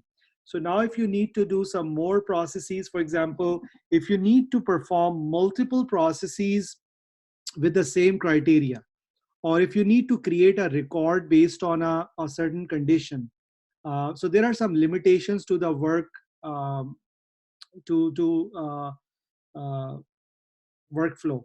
So for example, you cannot create a new record based out of workflow. So you remember there are only four options, like outbound message, you can have update record, send email, things of that sort, but there's no option like create a new record or edit a record, or or there are a few other things, like if you want to do multiple things in the same step, you cannot do that. So what you need to do, you need to create multiple workflow processes. And again, there's a limitation to the workflow processes, so you cannot unlimitedly create different processes. So in order to cater that, and in order to take care of some of those more complicated scenarios, you have process builder.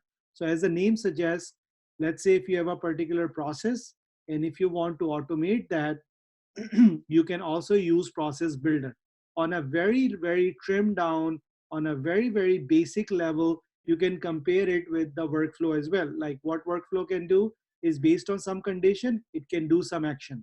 So you need a certain condition, and you need to know if it is true, what will happen, and if it is false, what will happen. So it can work almost similar to workflow rule as well. And in some cases, both workflow and process builder can do the job. Whichever is more comfortable, you can use it. However, there are multiple scenarios where there is something that you cannot use workflow for, and you have to use process builder, or there is a scenario where you can only use workflow and process builder is not sufficient. And I have some of those scenarios listed out, and we'll talk about that once we go through how to create a process builder.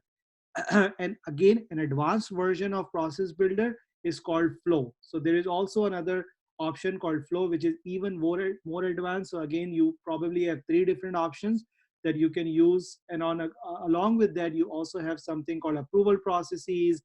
You can have assignment rules. So all of these are basically are utilized for automation of your business processes. And based upon your use case scenario, you can either have choices, or you can only have one choice that you can use, whatever the different scenarios do you have. And again, how do you know which one is the best one to use? Is you need to have a very in-depth knowledge of each of these processes. So there is not a single chart. There might be few high level charts that you can see, but there is no certain chart that you can pick and choose from there, that okay, if you have this, choose that. You just need to know the use case scenario. You need to understand all of these very, very well. And then based upon your scenario and your experience, you will select one or the another. So first, let's see how does it work like, and then we can get a little bit better understanding of what is process builder and how is it different than the workflow. So some very high level pointers.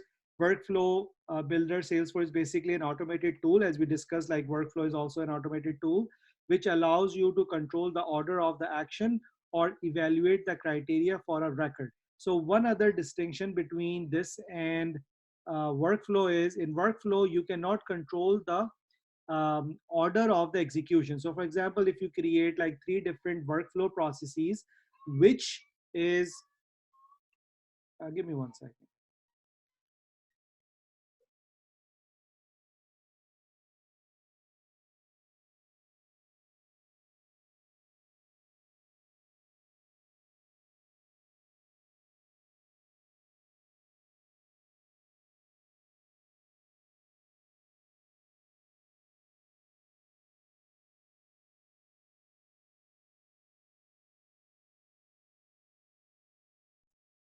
All right, sorry about that.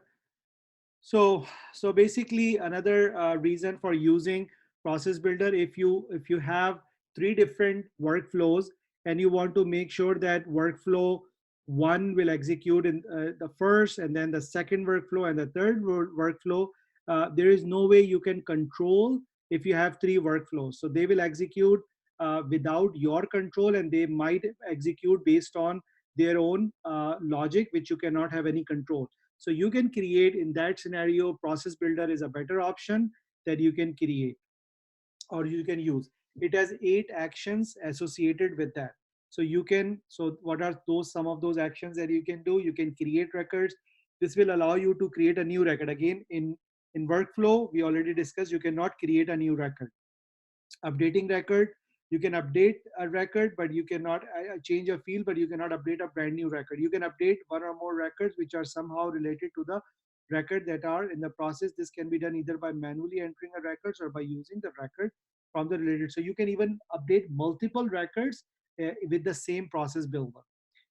Posting on chatter, process builder allow you to post on a chatter for sharing any information. Quick action, there is something called quick action that you can perform. Launch trigger, the flow. So from process builder, flow we haven't learned yet, we will learn in a few minutes, but you can even launch a trigger, launch or trigger a flow. So basically you can define a process builder, you can use a flow in that, and when it kicks in, the flow will automatically start and running from the process builder. So you can actually create a process builder to trigger a flow. Submitting the record automatically for approval. So we just walk through approval process where you are manually saying that, okay, send it to approval. But maybe if you want an automated process, like for example, as soon as there is a property entered which is higher than 500,000, automatically send it for approval, right? Right now we are manually going in and clicking saying approval, but you want that process to be automated. So you can again use process builder to achieve some of these very, very innovative and well-versed options. So now how to use process builder. Again, you can also review my notes section. There are some ideas that how you can create that step by step. So there are 2 main types of, there are 2 main types of main flow, like 2 main types of lightning flow. One is process builder and flow. So we are in the process builder right now. Limitations on workflow rules. You have, you cannot, you cannot trigger the records and things like that if you have a multi-step business process. So we just talked about all of those, and there are some differentials. We'll come back to that. There are some other pointers in terms of automated process, what to be considered. But let's jump into the process and then we can see some differences. So go to setup process builder, select one of the options. I will show that identify object for the process builder. So before you start, as like anything else, you need to understand what are you about to do.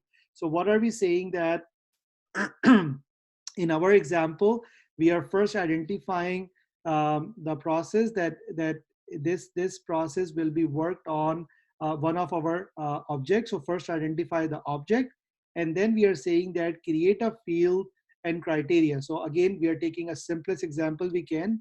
We can create a new field called process builder status on an object, and we can have two fields called updated or no change. So if the price is higher than 500,000, you can change the status to update.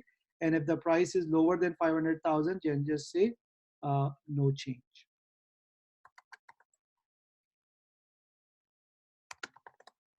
Okay, and then the object in this example that we are using is offer object, right? So from the offer object, if your offer is, if the price is higher than 500,000, then that particular field which we are about to create will say updated. If it is less than 500, no change. So it's the same thing as you can also do this exactly case you can also do with workflow, but right now we are learning how you can do the same thing with the process builder. So first of all, let's check it out if we have this field already created. If not, create it, and then make sure you have two drop down options available, updated and no change. So the object that we are looking into right now will be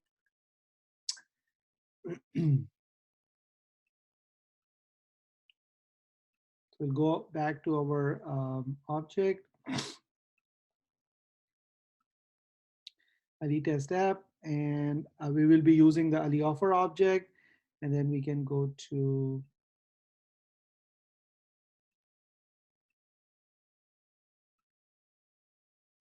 object manager. I hope all these processes are straightforward.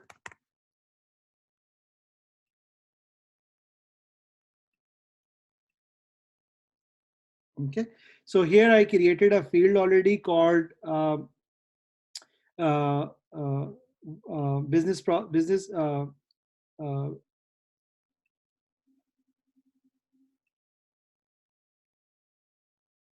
uh, process builder status, and let's check what are the options, drop down fields. So updated and no change. So first step is you need to create a field, and again this is just one of the examples where we have something called PB status, and then there are two options. One is updated, one is no change, just to see if we can create different records, what will happen. So that is our first step.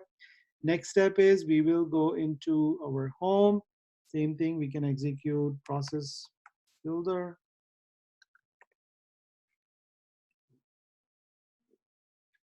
Okay, this is how the process builder looks like. Right now, make sure none of the processes are activated at the moment, so everything is inactive. I will go ahead and create a new process builder. So we can say that test process builder, a new name which was not used before. API name, you can provide the description when you are actually doing it. The process starts when. So there are three different options, as I said. So one is when a record changes, which is a normal scenario. Another is a platform event message is received. So for example, based on a particular event message, then you want to trigger, or it's invoking by another process. So remember we talked about you can have different process, they can also kick in. So within that, you can have different process which can kick on this project. So we'll take the more simplest example of all if the record changes. So this is your new view for process builder. Again, this is slightly different. It's more innovative. So what it is looks like. So basically it has start, it has the object, it has criteria, and this is the action. So actually it's the same thing that we have discussed in the past. Is just basically is a different way of using it. So how do we want to start off? We can say start. First, we need to add the object. So remember the object that we discussed for this thing was offer object. So we select that. Here it will ask you only when the record is created. So if you go back and remind, we have also different options in the workflow where it says only when created and edited, or every time it is edited. So here we can say when the record is created or edited in advance. Then you have some other details, but this time this is good enough. So this is our object. What is the criteria? So we just discussed the criteria. So let's give it a name.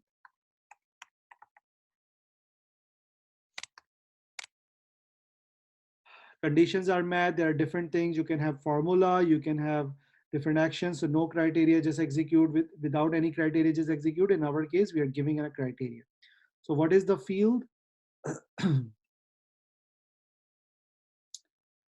So the field was price, offer amount. So we can choose the offer amount equals, instead of equal, it says if it is greater than currency 500,000. Okay, that's our criteria. We just have one condition. We'll keep it to all of the condition, and we just save it. So we just provide a condition saying that if it is true, if it is 500, then what will happen? So now we need to define an action. So what action do you need?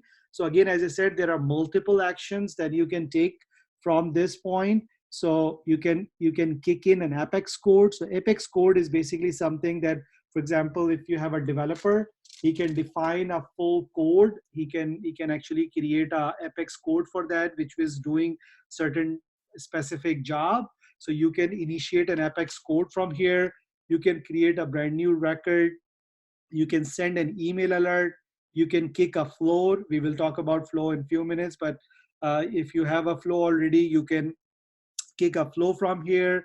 You can post something to a chatter. You can have some process kick on. You can have some quick actions. This is also another option, which is like it's one of the features in Salesforce which is related to um, uh, e-commerce platform and others. Send custom notifications, submit for approval, update records. So all of these options are there. So we can pick up something simple. Let's say update our record. Action name.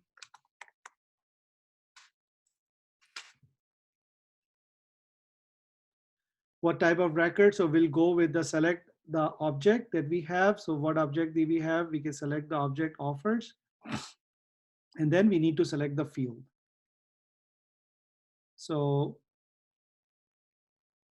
So remember, we created this status and we said if the condition is true, do update. Remember? So what we have there is another option called like if you want to give some more conditions, we already gave a condition over here. But within that, again, if you want to give further condition, you can do that. If you don't, then you can just define what do you want to do in terms of action items. So here you have set new field values for the records you update. So what do you want to do? What do you want to update? So we already defined prior to coming over here saying that we want to update this field called uh, uh, uh, process builder status, and if it is true, update, and if it is false, which will be other way, if it is false, we will update their criteria as well. So here if you say okay, if it is true, then update to update it. So we can save this is good enough, and then it will stop. The other case is if it is false, again, we have a certain criteria. You can just define if it is false, but in this case, we actually giving our certain criteria as well if you want to. So we are saying that if the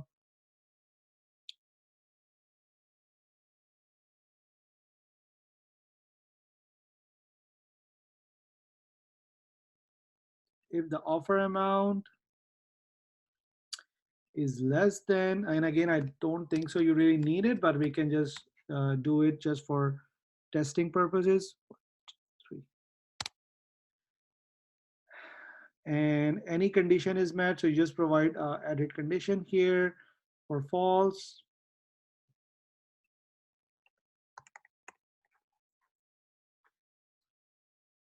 Provide the name. And what would be the action? Again, we are updating the record.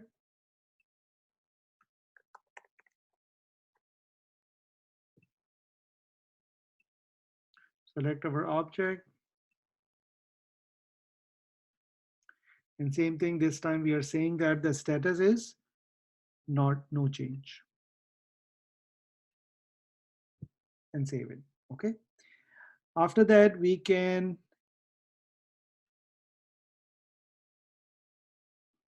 activate it, okay? And then we can also check if it is activated.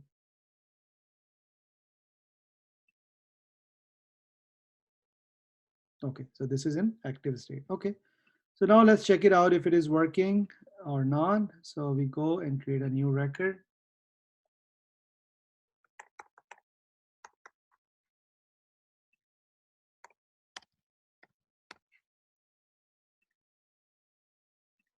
And we are not touching the PB. Again, you can hide it, make it read only, so you cannot input the values. So again, as you see that without making any changes, because of the process builder, it is updated. Now, if I want to change it to a lower value,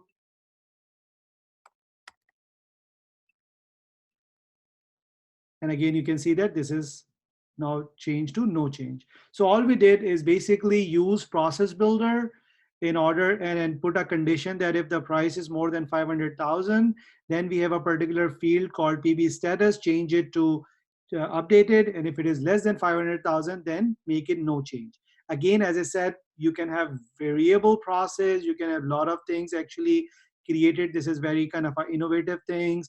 And again, this is something to start off. Once you understand how does it work, things like that, then you can go and some of these are actually come under more like advanced admin options, but you need to know these, because at least if you know how does that work, if you are working in an environment, you can easily able to understand, make some changes. In some scenarios, if it is very, very complicated, then you need to have like a advanced cert, advanced admin certification as well, because these can go very, very complicated. In some cases, you are calling Apex, so you may or may not know a developer knowledge as well, or maybe you have a developer in your team, so they are creating the Apex code, and you can just call the functionalities, things of that sort.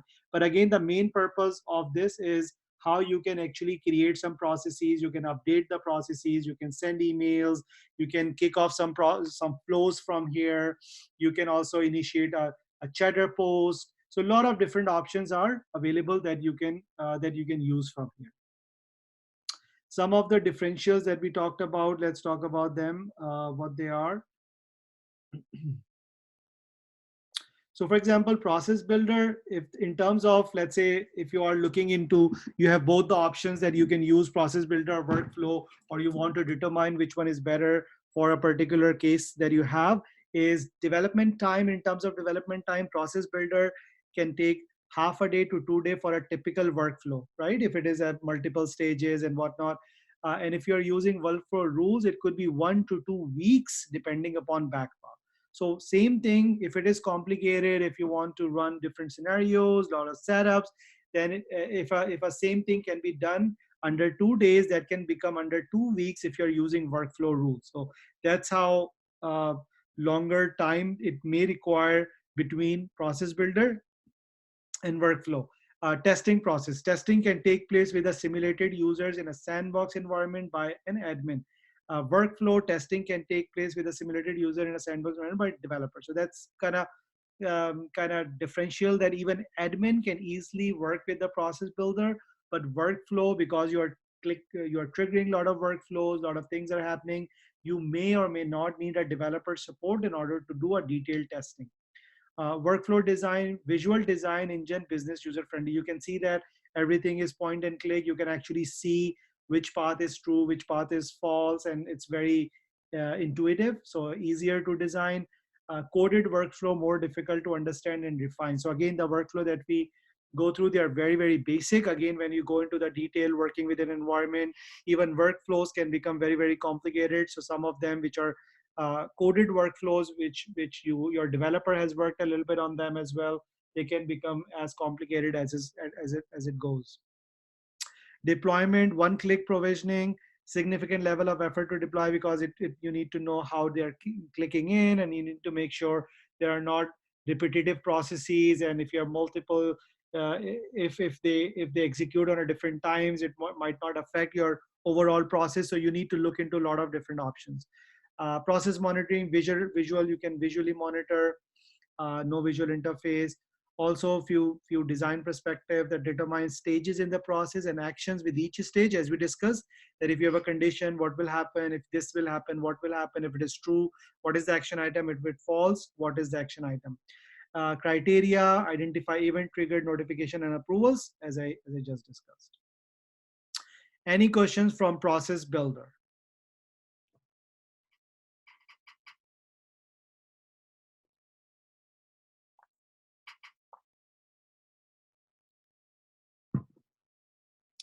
So basically, for workflow, you're saying it's more of a coding thing. That's why it's more complex, I guess. No. Takes more time. Um, no, not necessarily. What it is basically workflow can do certain things, but for example, if you have a process which have multiple conditions, right? So right now we are obviously looking into a single condition just to understand how this is working, right? But when you actually get into more practical scenarios, then what will happen is, based on one action within the workflow or within the process, you need to take multiple actions. So what we are saying here is, if you are using workflow, in some cases it is fine. If it is, small number of processes, that's okay. Maybe you need to update, you need to send one email, you need to update some fields. But if it is, let's say, multiple emails, multiple fields, and then you have different actions will taking care of, then it will become more complex, and um, you cannot even execute the workflow based upon the priority, or those will be executed as per the system. So you cannot say that, okay, this workflow will go first, this will go second, this will go third. So that is one point, right?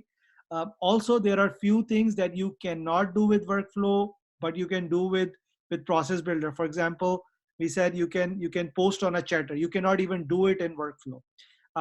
You can initiate a flow. You cannot even do it from workflow. Okay. So there are different flavors. So just think about it as, again, as a different tool. So workflow is a different tool, is at different capabilities. In some cases, workflow is the best tool to use. So it's not necessarily that process builder is a better or worse. It has a different characteristics. It has different ways of using it. So based upon your use case as a Salesforce admin, you need to have a really good handle of, okay, if I have an op, if I have a if I have an task, right? So you will be, as an admin, you will given a task. So for example, they will say, if you have a record with this criteria, then do this. So this is your task, right? So you receive a task. Now as an admin, you need to have that knowledge and understanding that, okay, this task, is it the best tool that I can use is a workflow, or maybe workflow is not the best tool. Maybe I need to use process builder, or maybe process builder is not the best tool. I need to use the flow. So most of these tools is not about good or bad. It's about the characteristics. It's about what do you want. It's about the system that you have built. Um, so a lot of different things comes into play. So as an admin, you just hopefully have a really good understanding of all these three different or four or five different automation tools that you have, which is workflow, flow, process builder, assignment rules, things of that sort. And then based on the task, you will decide on a runtime what is the best solution. So I can give you an example that, for example, if my team is developing a Salesforce instance, right? And I am more comfortable, or I'm really good at using process builder. Okay. And the same thing can be done by flow. Okay. Or the same thing can be done by our developer by writing a Apex code. Actually, all three methods are correct. They can give you the same output, but based upon your skill set. So for example, I talk to a lot of developers, and anytime if you ask a developer that, if you have three different choices, for example, if you have a choice of using process builder, you have a choice of using flow, and if you have a choice of you writing a Apex code, what would you prefer? And 99.9% of the time their answer is, I want to write an Apex code. Although all three can do the same thing. But why are they choosing the third option or the Apex code? Because most of them, because they keep writing code day in, day out, they have more flexibility, they can do whatever they want. So they are more comfortable, they have more control, it's more easy for them to use. So they will prefer the third option, which is Apex code. Now, if I ask the same question from an admin or advanced admin, that if you have option of workflow, you have an option of process builder and Apex, he will just discard the third option to begin with. He'll say, okay, I don't even know the Apex coding, so this third option is not valid for me to begin with. So one option is gone. Now he can see if that can be done through workflow. He's very comfortable with workflow, or maybe if he's more comfortable with process builder, and that task can be done by either. In some cases, it may or may not done by both of them, but in case If it can be done by both of them, then whatever he's more comfortable, he can use that tool. So there are 2 or 3 different scenarios that will drive that what option you go. One is, for example, if your organization is already making a lot of process builders, right? This is like a normal practice that they actually, the when you join, you have most of these business processes are followed by using process builder. So you are almost like pushed into a situation that, okay, now you should continue with that, right? Then it doesn't make sense that you go and start using the workflow, although both can do the same thing. But now, because your architecture is such that process builders are being used more in your system, then it makes sense to use the process builder. However, if your environment where people are using flows, and that can be done by flow or process builder or there, but because your architecture is such that most of the business processes were followed through flow, and the new tasks that you have that can also be done through flow, so logically it makes sense to follow the same path. So do you understand that? So again, the other option is, again, if you cannot do using flow that particular task, then automatically your first choice is, can you do with multiple tools? So if you can only have one tool that can do that task, then there is no question about multiple tools. But if you can do with multiple tools, then you can look into the environment that you're working with, and then whatever you are more comfortable, you can use that. Can process builder can call Apex code as well, like you showed in the upper slide? Yes, Can you pull yes. it up? Yeah, it can call Y- Apex code as well. Correct. Okay. Yes. And it can also call flow. So we will learn flow right now. So once Okay. we run the flow, you will see that what does it flow mean, and then actually you can create a process builder like process 1, 2, 3, and during process 2 you are actually calling a flow which is itself a full process. So you will see what does it mean. But you can call something within a process builder. Again, you cannot do this while using workflow. So for example, if you need to call a flow and you create a process where in first step update a field, in second step call a flow, in third step create a something else, so automatically it becomes you need to use both process builder and flow, and sometimes they go hand in hand, that you need to create a flow and then you can run through process builder. So again, as I said, once you practice all of these, then you will have you will have experience on all the 3 tools, and then based on whatever is the best tool required for the particular task, you can use that. All right, so let's jump into flow now. So flow is something which is, you can say that it is one step more higher or more a step forward. Flow actually introduced in order to minimize coding, right? So typically, and flow is kind of a relatively new feature. When I say new, it could be maybe 6 months, maybe 1 year old, or maybe something around that time frame. So it is not something which is widely used, but now a lot of companies have started using it widely. Again, if you have a developer, he will always say that, oh, I don't need to use flow, I can just do the Apex coding. But if you have somebody like advanced admin who is not a developer, he may prefer flow. However, a lot of companies are actually preferring flow because flow is something very easy that you can later on able to make changes without even knowing the code. So for certain type of task, not for everything, for certain type of task, you can use flow and you can able to bypass coding. So instead of actually writing a code, you can use flow in order to achieve few tasks. And I can show you one task today and you can understand the idea, and then we can create one flow, and then you can and then we can give some more examples to really understand where it is used in real world. So in terms of flow, there are 2 types of flow which are defined. So one is screen flow. What is screen flow? So you may have experience in a lot of different websites that, for example, if you go there, it will ask you, okay, do you want to register? And let's say you said yes. Then there are multiple screen comes up. So for example, the first screen will ask your name and email address and phone number. If you give that, then it will go back and ask you, okay, what is your, let's say, what is your annual salary?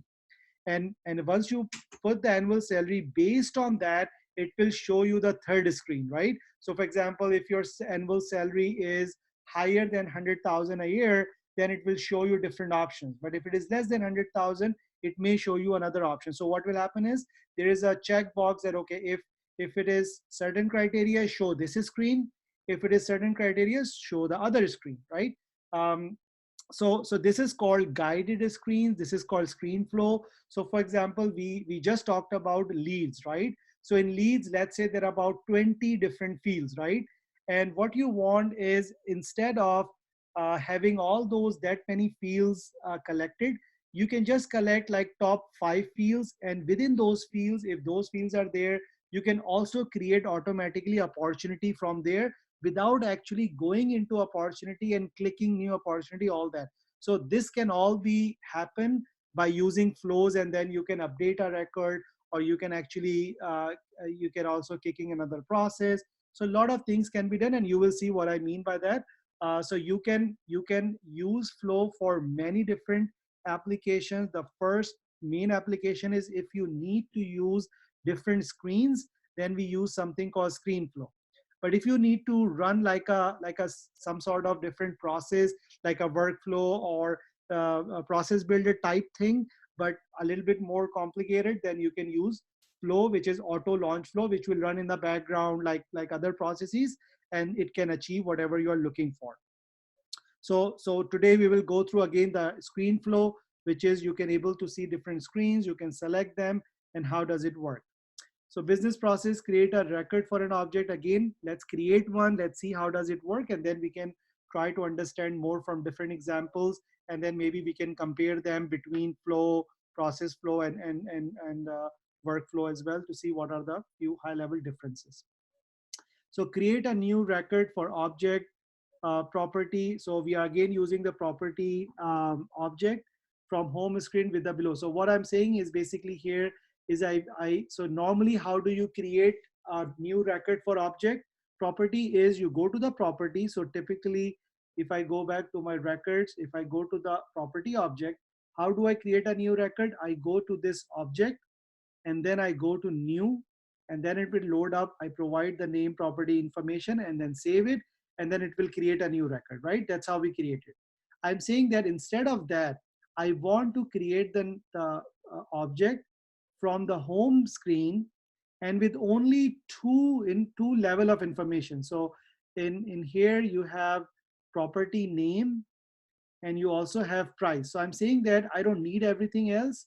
I just need like a quick option only for some scenarios where I need, let's say I'm with the customer, I want to create a quick record, and when I go back home I can, or when I go back office, then I can fill out the rest of the information. But I just want to make a quick record, and then later on I can fill the rest of the field later on. So I need something from home where I can just give these two piece of information, and it will create a new record in my object called property object. Okay, this is the task. Okay, again, remember we talked about it. Can you create that using workflow?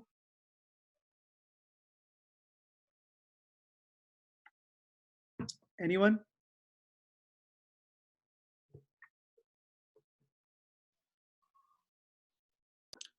No, workflow is just to you have to have this. Workflow is just for assigning and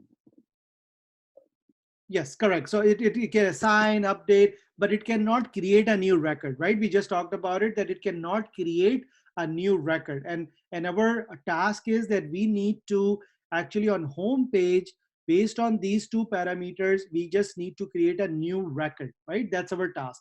So by default, workflow is out of the picture. So we can only, and again, why we cannot use process builder? Anybody?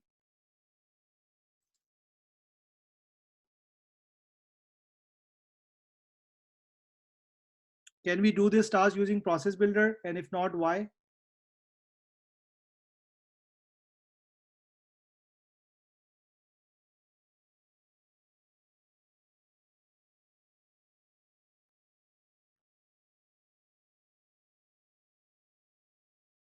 Okay, I can give a hint.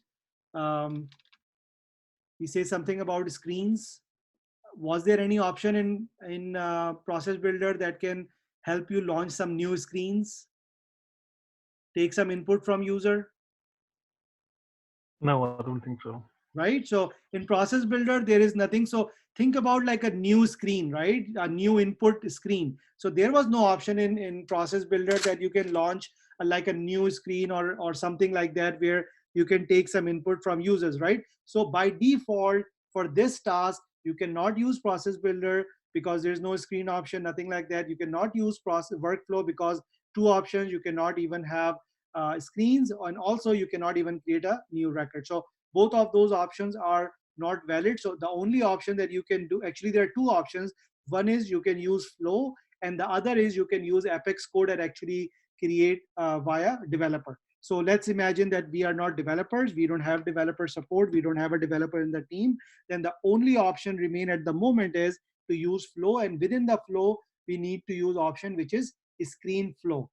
So based on that, we already understand that we need to use two fields called property name and property price, and we need to create a new record. Okay, so let's jump into that process. So again, how do you go to flows? Again, go back to home, go to flows, click flow. Again, I was testing few things, so you can see a lot of them are there, um, but you see none of them are active, right? So you can have multiple, you need to make sure which ones are active or not. So right now nothing is active. Let's go ahead and create a new flow. All right, so as I discussed, there are two types of flow. One is screen flow. Again, where do you use screen flow? If you need like a screen, when what do I mean by screen? Like an input screen, right? You need some input from the users. So you need an input, you need a value. So you need like a new screen and not the same screen that you have already on the object page where you can go and create a new record, not that screen. But we are saying that a new brand new screen, and we can take some input from that. So you can use this option. If you need to run something in the background like what we were doing in workflow or process builder, then you can use auto launch flow. So let's select the screen flow for this example and hit create. All right, a very intuitive, very nice display. They have actually updated like a few months back. It was there from about a year or so, but they have like improved this really well. Now it's very intuitive. So let me show you few high level, and again just think about it, this is like a very advanced level of admin.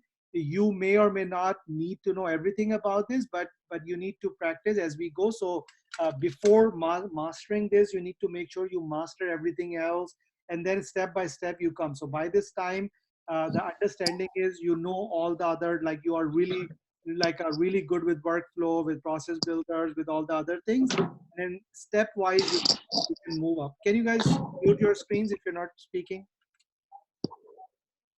Can you guys mute your speaker phones? Okay. All right. So there are three different sections. So one is interaction. So what do you mean by interaction? Interaction is basically you can have a new screen. As we said, I need a new screen. So you can launch a screen.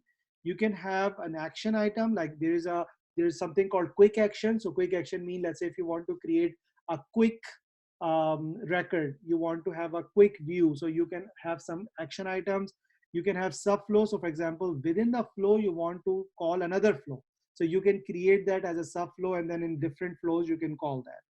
Logic, in terms of logic, is like assignment. If you assign something, like you want to do some assignment between different values or different things, you can have assignment option, different, like this is like a logical option.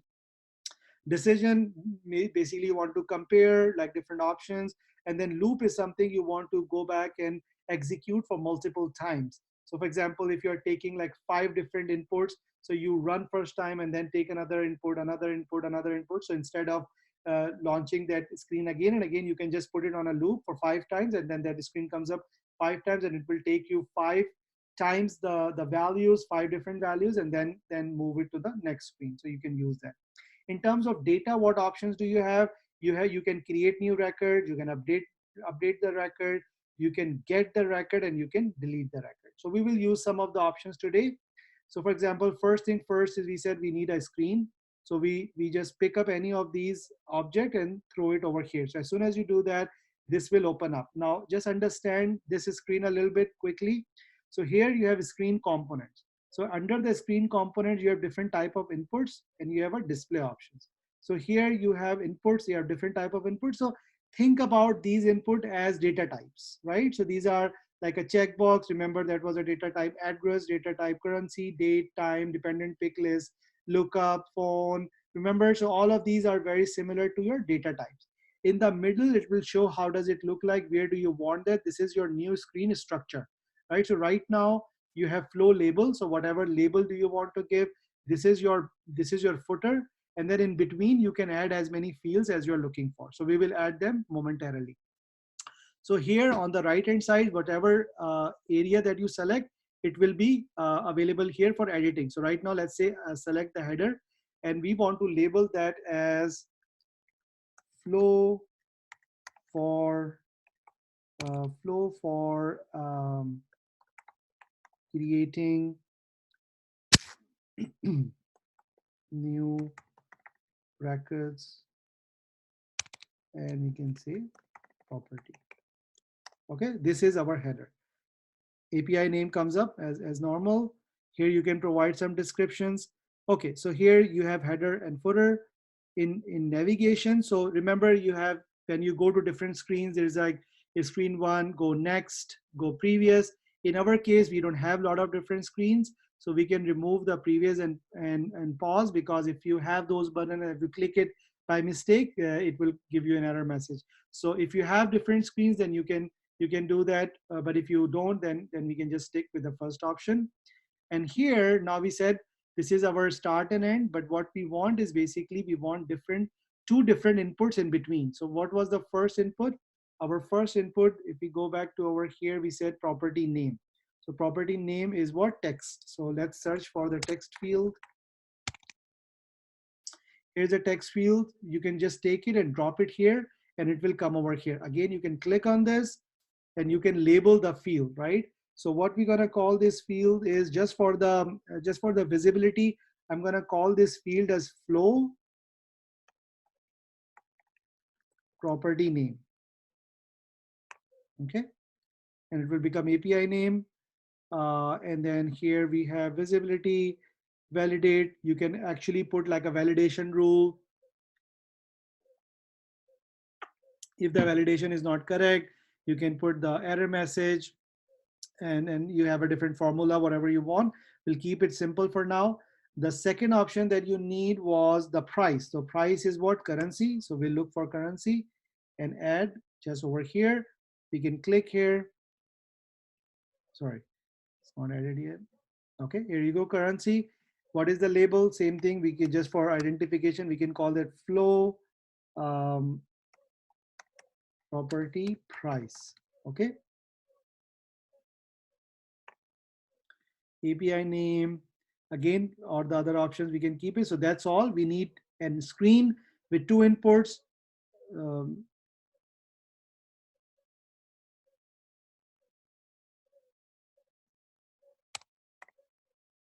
okay, two screens with the property name and price information, and create a record for us. Okay, so far we are good. So far what we have done is we just create a screen.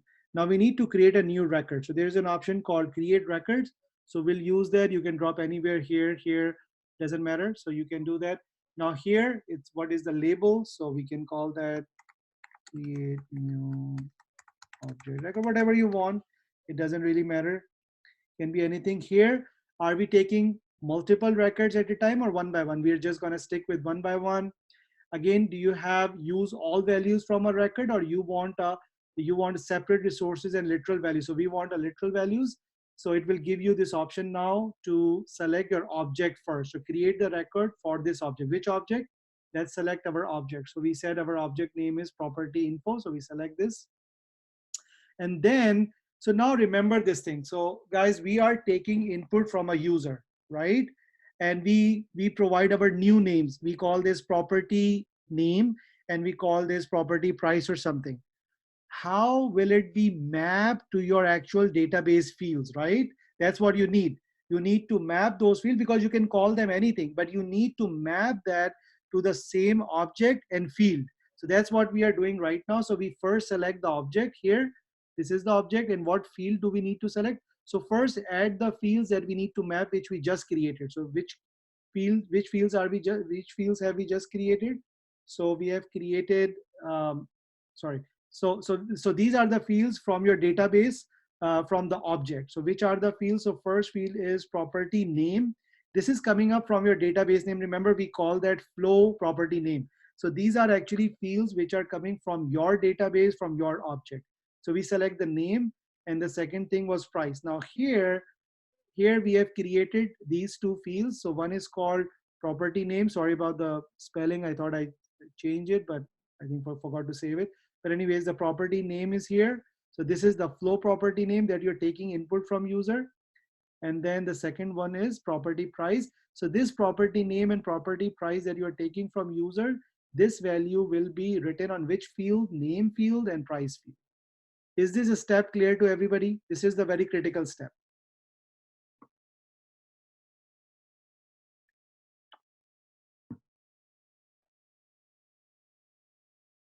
Is it clear to everybody? Yes. Okay. All right. So let's complete that. So we have done our process. Now all we need to do is basically right now they're not connected. So how to connect that? You can just take this circle, they are connected, and here you go. Now this is basically connected. Now what we need to do, we need to save this, provide a name.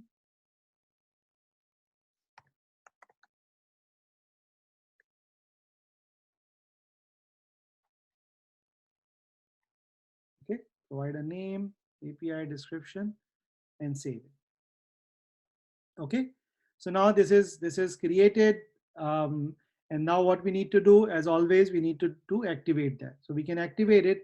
Now remember the second thing that we need to do. So we are done with the first process. We create the flow, we have a start, we have a screen, and then we add a record. However, the second task was on a home page, we need the view. So we don't have anything on the home page.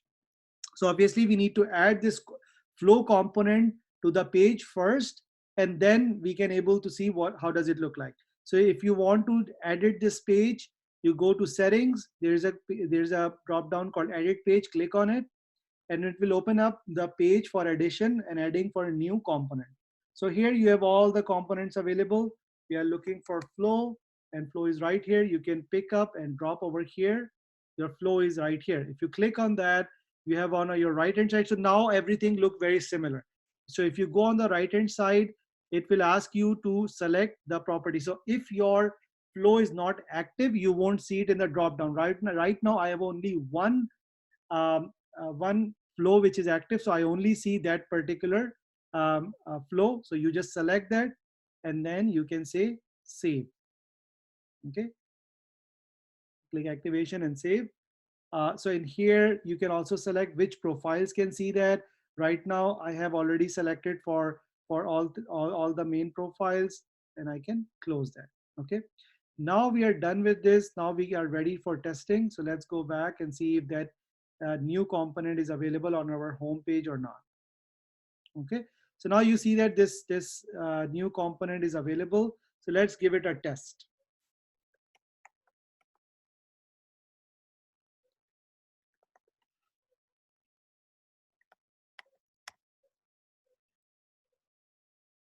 Okay, so see, no error message, nothing. It means that I'm good. So let's go back into our object and see if that is created. So see, property using flow is already created. If I click on that, I give a price of 500,000, and the rest of the columns are empty, because as I said, I will create that. Let's say if I'm I'm with the client, and right now we have only few, but let's say if it has 20, 30 columns, 30 fields. So I don't want to put everything, but I want to make sure that I don't miss it.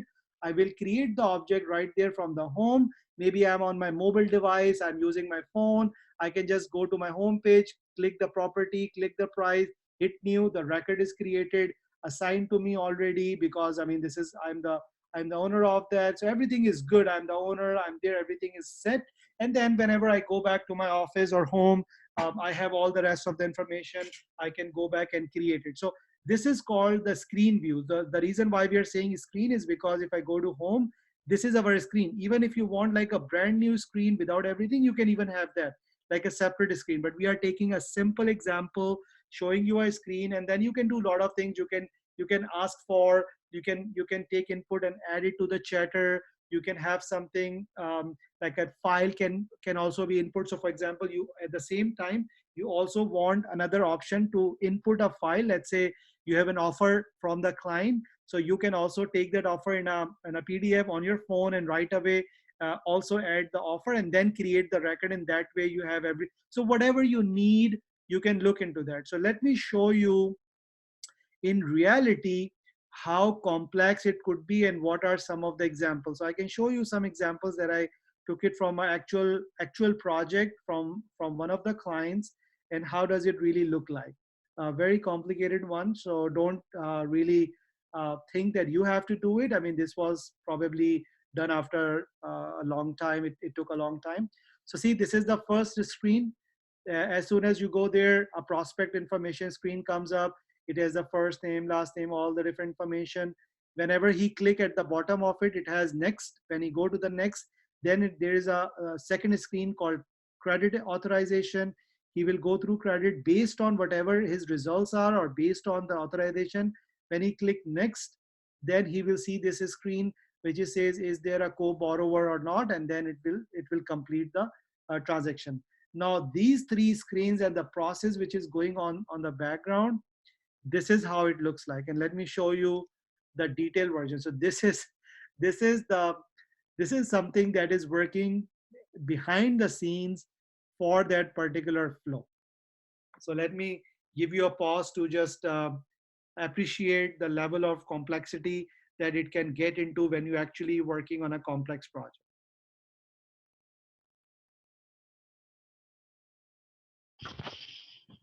From, is there a way to can we see the source code? Normally, these kind of editors. This is the source code. I mean, the Apex code. This there is no, so remember we talked about it, that this is a flow. So you, instead of writing an Apex code, you are writing a flow. So there is no Apex code behind this. This is it. So you It can must be you probably can do generating some kind of a no script. no. So you can do like this, or you can write a Apex code. So it's the choice.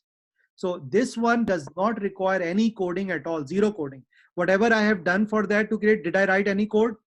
But I able to execute and show you this new functionality, right? So I did not write any code. So that is the main difference that we need to understand, that if you don't want to write a code, then you can use flow again. Yes, Limitations. no, I understand that part. But what I'm saying, sometimes or normally, editor like this, they automatically generate code at the behind. Something should be working at the behind. So I'm not sure if it has any way to view those code or not. Probably not. It's a backend API that's working in the background. Yeah, background. Yeah. Yeah, but So, not a code. It's a backend API. You know, it's just so they have, API may have some code. I mean, something should be written, some script. but that's proprietary. I mean, Yeah, no, Yeah, no, that's my. that's I what I'm mean, saying. Yeah. So this is not. I mean, again, if you really want, you can achieve all of that by writing your own code. I understand that. I understand. That's fine. But I personally I don't know how to get to that code, and I don't know even if we can get to that code, because again, this is the functionality driven. So basically it is the same thing as you want to get a code how the work like a workflow is working, right? All of these functionalities has some code written behind it, right? But again, we're not going into Right. that detail Yeah, because that's out of our. yeah. Just I was curious if it's there any way to see. That's Yeah, fine. I mean, you may able to, I mean, I don't know personally, because I'm not a developer myself, so I don't need, really go into that detail. But if you are curious, you can see maybe there might be some way, some sort of open code, open source way that you can able to get it. But again, there is no reason to get that code, because it's almost like useless, because rather than you can just write a lightning code and create that in Yeah, API yeah. by yourself, right? So That's there's no that's point, fine. because Yeah. you don't want to, because this code will only driving how these different decisions are being made and things of this sort. So rather you can just write a separate code to execute the task the way that you are looking for. Okay. So But basically, you draw these links, these relationships you create manually, all those these links. yeah, you actually do everything manually. Like I created just a simple like three boxes, remember? But then you can Yeah. create all of these and you can connect them by using these small buckets, and you can just have, you can connect them as you want.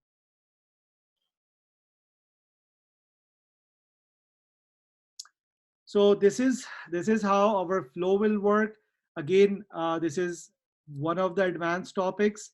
Normally it takes a little bit time to actually start practicing on that, because we have a lot of other options like workflow and all things. So make sure that all of these options are really understood first, and then you can get into the flow and process builders.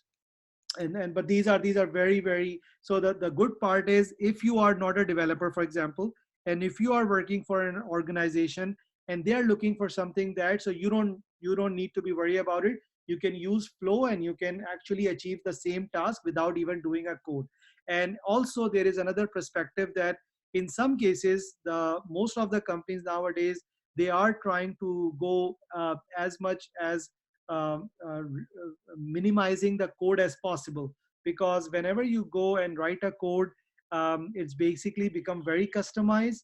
And if we need to make any changes, and probably it is written by somebody else, then it becomes a lot of challenging aspect, that how to actually read somebody else code, make changes. And you know that every organization, you have people coming in as an integrator, then you have different people who do management, and then they also change it. You have people coming into the organization, working for some time, and then go away. So it will be very, very hard for a lot of organizations to keep the custom code, because sometimes it becomes very challenging, that if a code is written 3 years back, and if I join as a new developer, then I spend a lot of time just to first understand how the code is working, what they're doing, and then start making changes. And if, for example, the code is not written in a very intuitive fashion, then the task become even more complicated. However, if you have used something like flow, and you have done that, anybody can come in and easily able to make a change, because this is very generic, and just by following the path you can understand how the different functions are working. Again, it might take a little bit level of effort, but again, the effort compared to the coding is less. However, in a lot of cases, there are things that you may not even able to do using the flow, because they are very generic. So if you need to do some very complex processes, then again you may need to go to the Apex or Lightning code anyways. So again, these are different options. Maybe what you are trying to do can be achieved via flow, good option. Maybe you have a developer, your company want to go development route, that's fine too. So these are different choices that you and your team and your customer will be making. So there is no right or wrong answer. Most of them will be defined by different options, different team capabilities, structure of your org. As I said, I mean, for example, if your org is very heavily following the flows, right, then automatically you will be pushed to use flow if you have something similar task that you have to do. But for example, if your organization is doing all the custom coding using Apex or using Lightning, so then you may be pushed to use the code, because rest of all the processes are already written in that, and it does not make sense to have two different approaches to the same problem.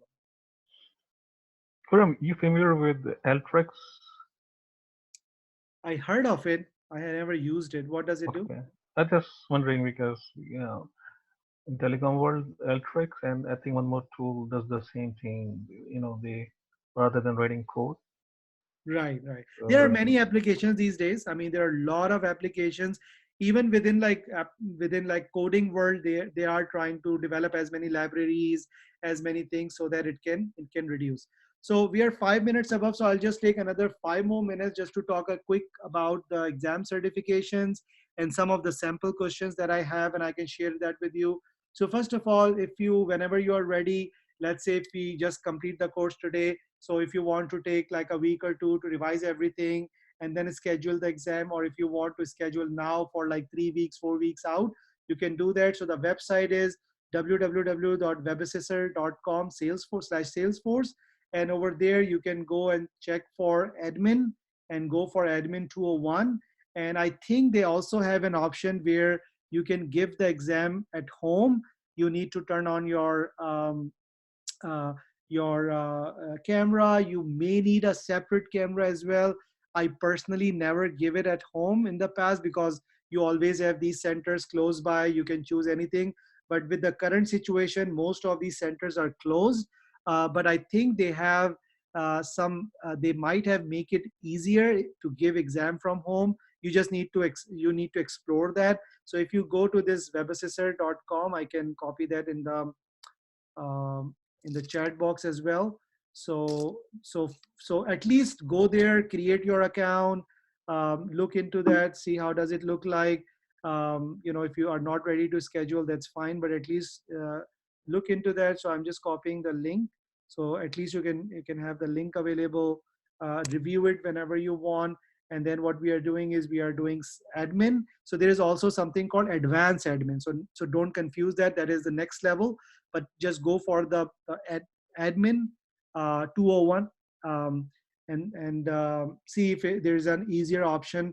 I mean, again, if you can able to schedule from home, this might be a really good option because very few people are giving the exams, and they might be lenient. I don't know, you might able to pass it easily, or if at least you can explore how to give it from home. I'm also trying to schedule something from home in next week or two. So if I able to do that, I can also send some instructions to all of you. So if you want to do that, I'm also trying to schedule an exam and never did it from home. So I will also try to schedule from home. The next item is I can also send you guys some sample questions. Again, these are only practice questions. They also have answer sheets in a separate thing. But just to give you an idea what type of question comes up. So these are some of the questions that I collected like maybe last year or prior to that. So these may not be the most latest questions that are coming, but just to give you an idea that if you go to the website, there are few different options. So I can also give you that options where you can get a really good question. So one of them is called and again, there are many of that Quizlet. So let me copy that also. So make sure you save that. So Quizlet has some good questions. They also have answers. So this is the first resource for doing some practice tests. Another one I have is called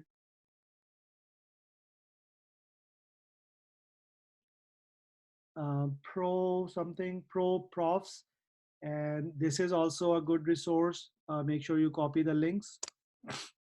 And I have some questions again. The main thing is if you go to Google and if you try to look into different forums and things, I have heard, I don't know personally, but I have heard that you can even get like the very latest questions that somebody has given an exam. People actually posted on thing with the answers and everything. And there are different copies. So not necessarily you can get the same questions, but even if you get like 30%, 40% of the questions, that might help you to pass. So for example, the way you can search on Google is exam dumps for Salesforce admin, something like that, right? So this is just one word. So now you can start looking into say 60s free Salesforce admin practice test question, but you need to see how you can get the latest and greatest. 100% free, and there are some of them of so this Salesforce Ben has very good questions. They probably charge like $10-20. So there are some paid and some of them are free. So I would say if you can spend few dollars, maybe some of them are very cheap, $10-20, take that, do the practice, because it's just, you know, it's just even if you take some of them, spend 50 or $100, not a big deal, but it really really helps. And some of them are actually come free. So if some of you guys are working together, as I said, so I will send invite for the next session also. So I'm assuming that so in the next session we will talk about like resumes, LinkedIn, and interview preparation. Also, we can see if there are a couple of people who are interested in giving the exam and they want to give in next 3 to 4 weeks. So we can form a small group and we can meet every week, like for half an hour or something, or we can create a WhatsApp group and we can share different resources. If I come across some new resources, I can also share with everybody anyways. But in case if you guys are working together, if you guys want to share, do that. In that way, we can actually form like a small group, a very focused group, and they can practice together. For example, if there are 4, 5, 6 different sets, then everybody can go through those tests and see, yeah, they are done. Let's find some more. Or if you want to have an internal discussion between yourself. So my main goal is just to motivate you guys to go through the exams, because exams is very compulsory in the first step. So the first practical step towards Salesforce is actually the certification. You have done the pre-step for the first step. So this training and anything that you are reading right now is a pre-step. You are preparing yourself for the exam. The real first step is your certification. So if you get and achieve your certification in next few weeks, then you actually go through the first step. The next step, I can really help you with resume updates. I can help you with your LinkedIn updates. I can prepare you for your interviews. Also, I'm actually able to help you finding a position for you. So we are actually able to pitch you for a lot of different positions. So we are also doing some recruiting for some of our team members. So again, based on your background, based upon how much flexible you are, we can able to pitch you. So just on the last week, we have submitted two resumes, one for developer working from home, and one for another lightning developer in Washington, DC. There are some positions which are work from home. There are positions which are in certain areas. So based upon the requirements that we get, we can, so a lot of people actually ask, oh, do you have a position work from home, or do you have a position in DC, or in a lot of people are actually from Texas, or do you have a position in Dallas, Texas? So basically we just follow the position that are coming to us from the clients. So if we have a position at that particular point in time from Dallas and it is remote, we can definitely put you for that. But there is no set conditions, like we don't have like a tens of positions which are waiting for people and then I can submit. It goes other way around. The positions comes to us, and then based on whatever is coming to us, if your resume is really good and you are available for that positions or that region, or you have the same background, we can match you and submit your resume.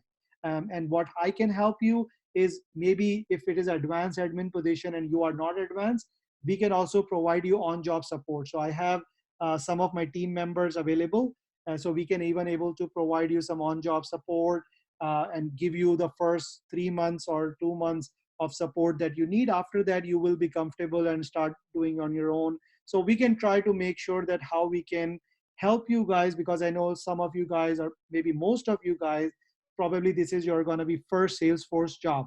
So we know that it comes with the challenges. You might be not comfortable, you might be worried. So we will definitely provide you a backup support so that you can take your task, and then at the office time, or later that evening, we can have some support folks available for helping out with some of the initial tasks that you have for the first month or two. And then hopefully after that you pick it up, take it from there. And also, even for people who are working in Salesforce, they are also working with us. The only reason is because I have a view that not only you want to enter, but how you want to prosper. So we have some people who are working with us for 6 months, 1 year, 2 year. They started as a basic admin or a developer, then they learned Salesforce development, they become developer. Now one of them become an architect, another one become project manager. So they've been working with us almost 2 years, not directly even working with us, but actually working on a full-time job, but they are connected with our program, where we kind of set up different meetups.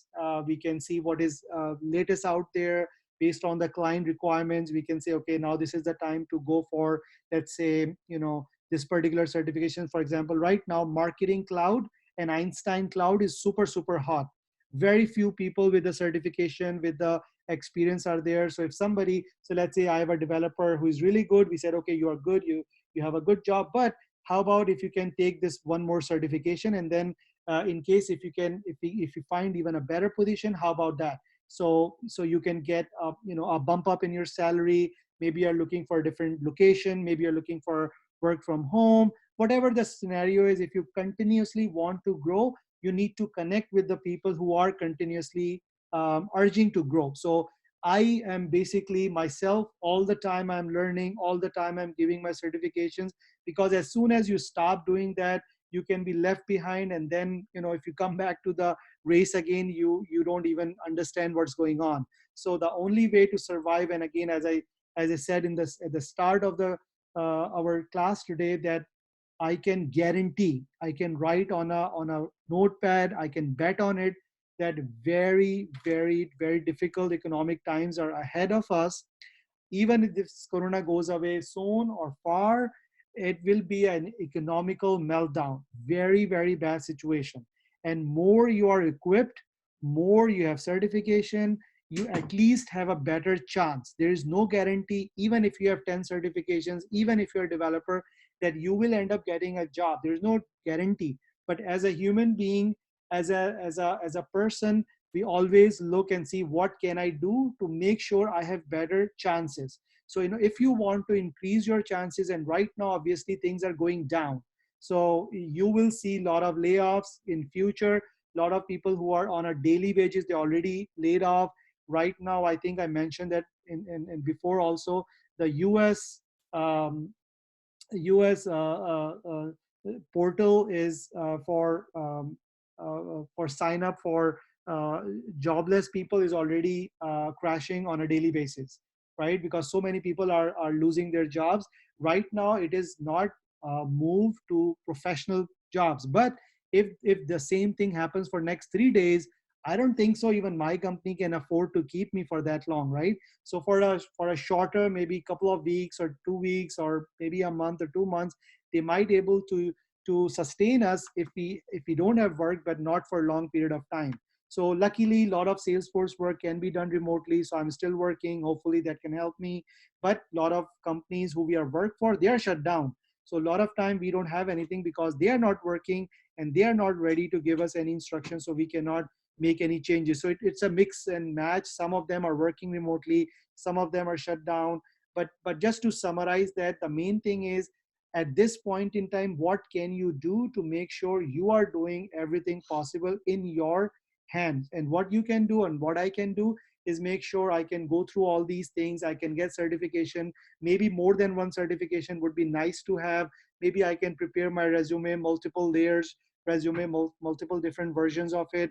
Maybe I can prepare for my interview. Maybe I can make some good networking via LinkedIn. My LinkedIn should be very, very catchy, attractive. I can make some new relationship. I can make some recruiters, in my list. So there are a lot of things that you can do even right now, sitting at home. I mean, trust me, I'm spending at least twice the time I usually spend because I'm so busy. I'm actually launching another similar course that we're closing today for a week basis. So because I know a lot of people are working from home, they have requested that instead of month and a half in 6 classes, can we do it in 1 week?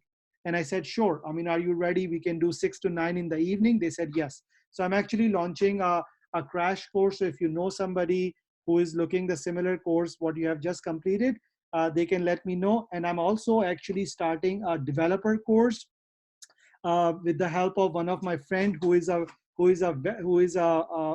architect. He has a lot of certifications. He has worked on a lot of big accounts. So we are also planning to launch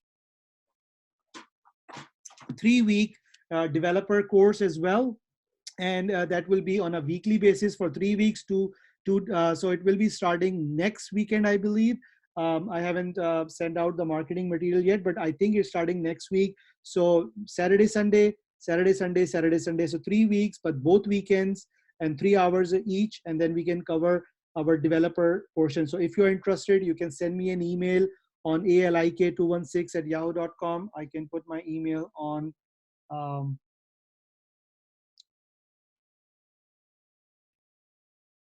there it is.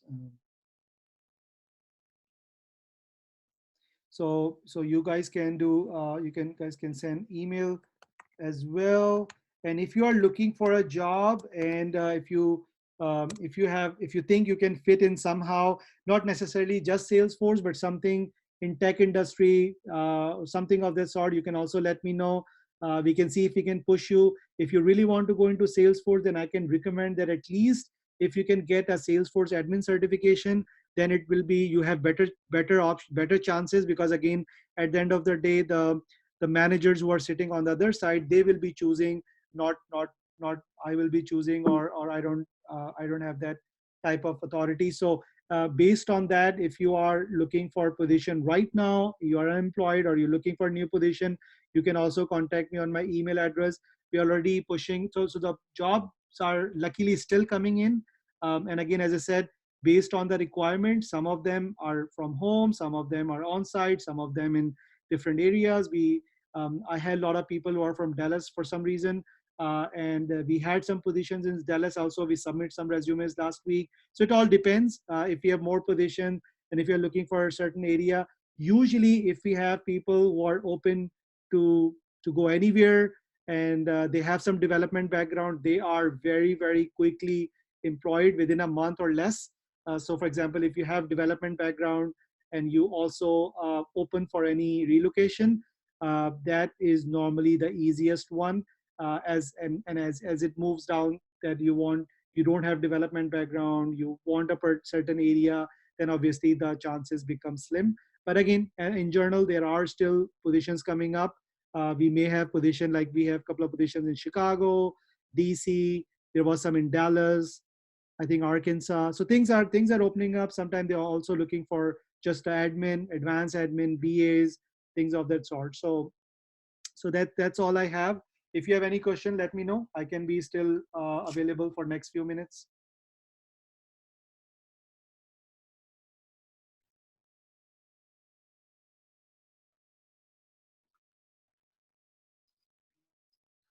Any other question? And next week also we can have like a maybe an hour session. So I will, as I said, I will go through some of the resume, LinkedIn, and interview preparation. So if again, it's not a necessary session, it's good to have. If you want, if you're available, join it. If you don't, then it's fine too. I can try to record that and send it out to everybody anyways.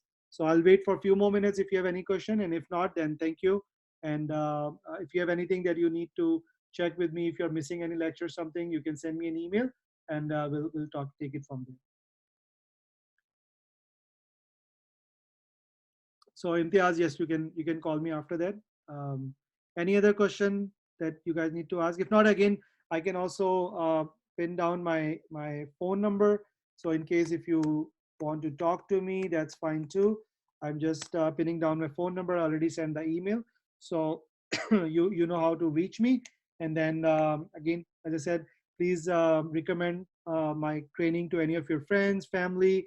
It's a really good time. Again, it's a cloud based. You can understand with COVID and everything, if you're working in Salesforce environment, there's no problem. You can continue your work as long as your agency is open virtually. You can work there. There's a lot of opportunities. It's still out there because, as you know, this is a cloud based platform. So very good things for Salesforce so far, so good. So and again, thank you for all for joining this session, and we will meet next week if some of you can join. If not, then definitely I'll hope that you can continue working towards your certifications. Thank you, everybody.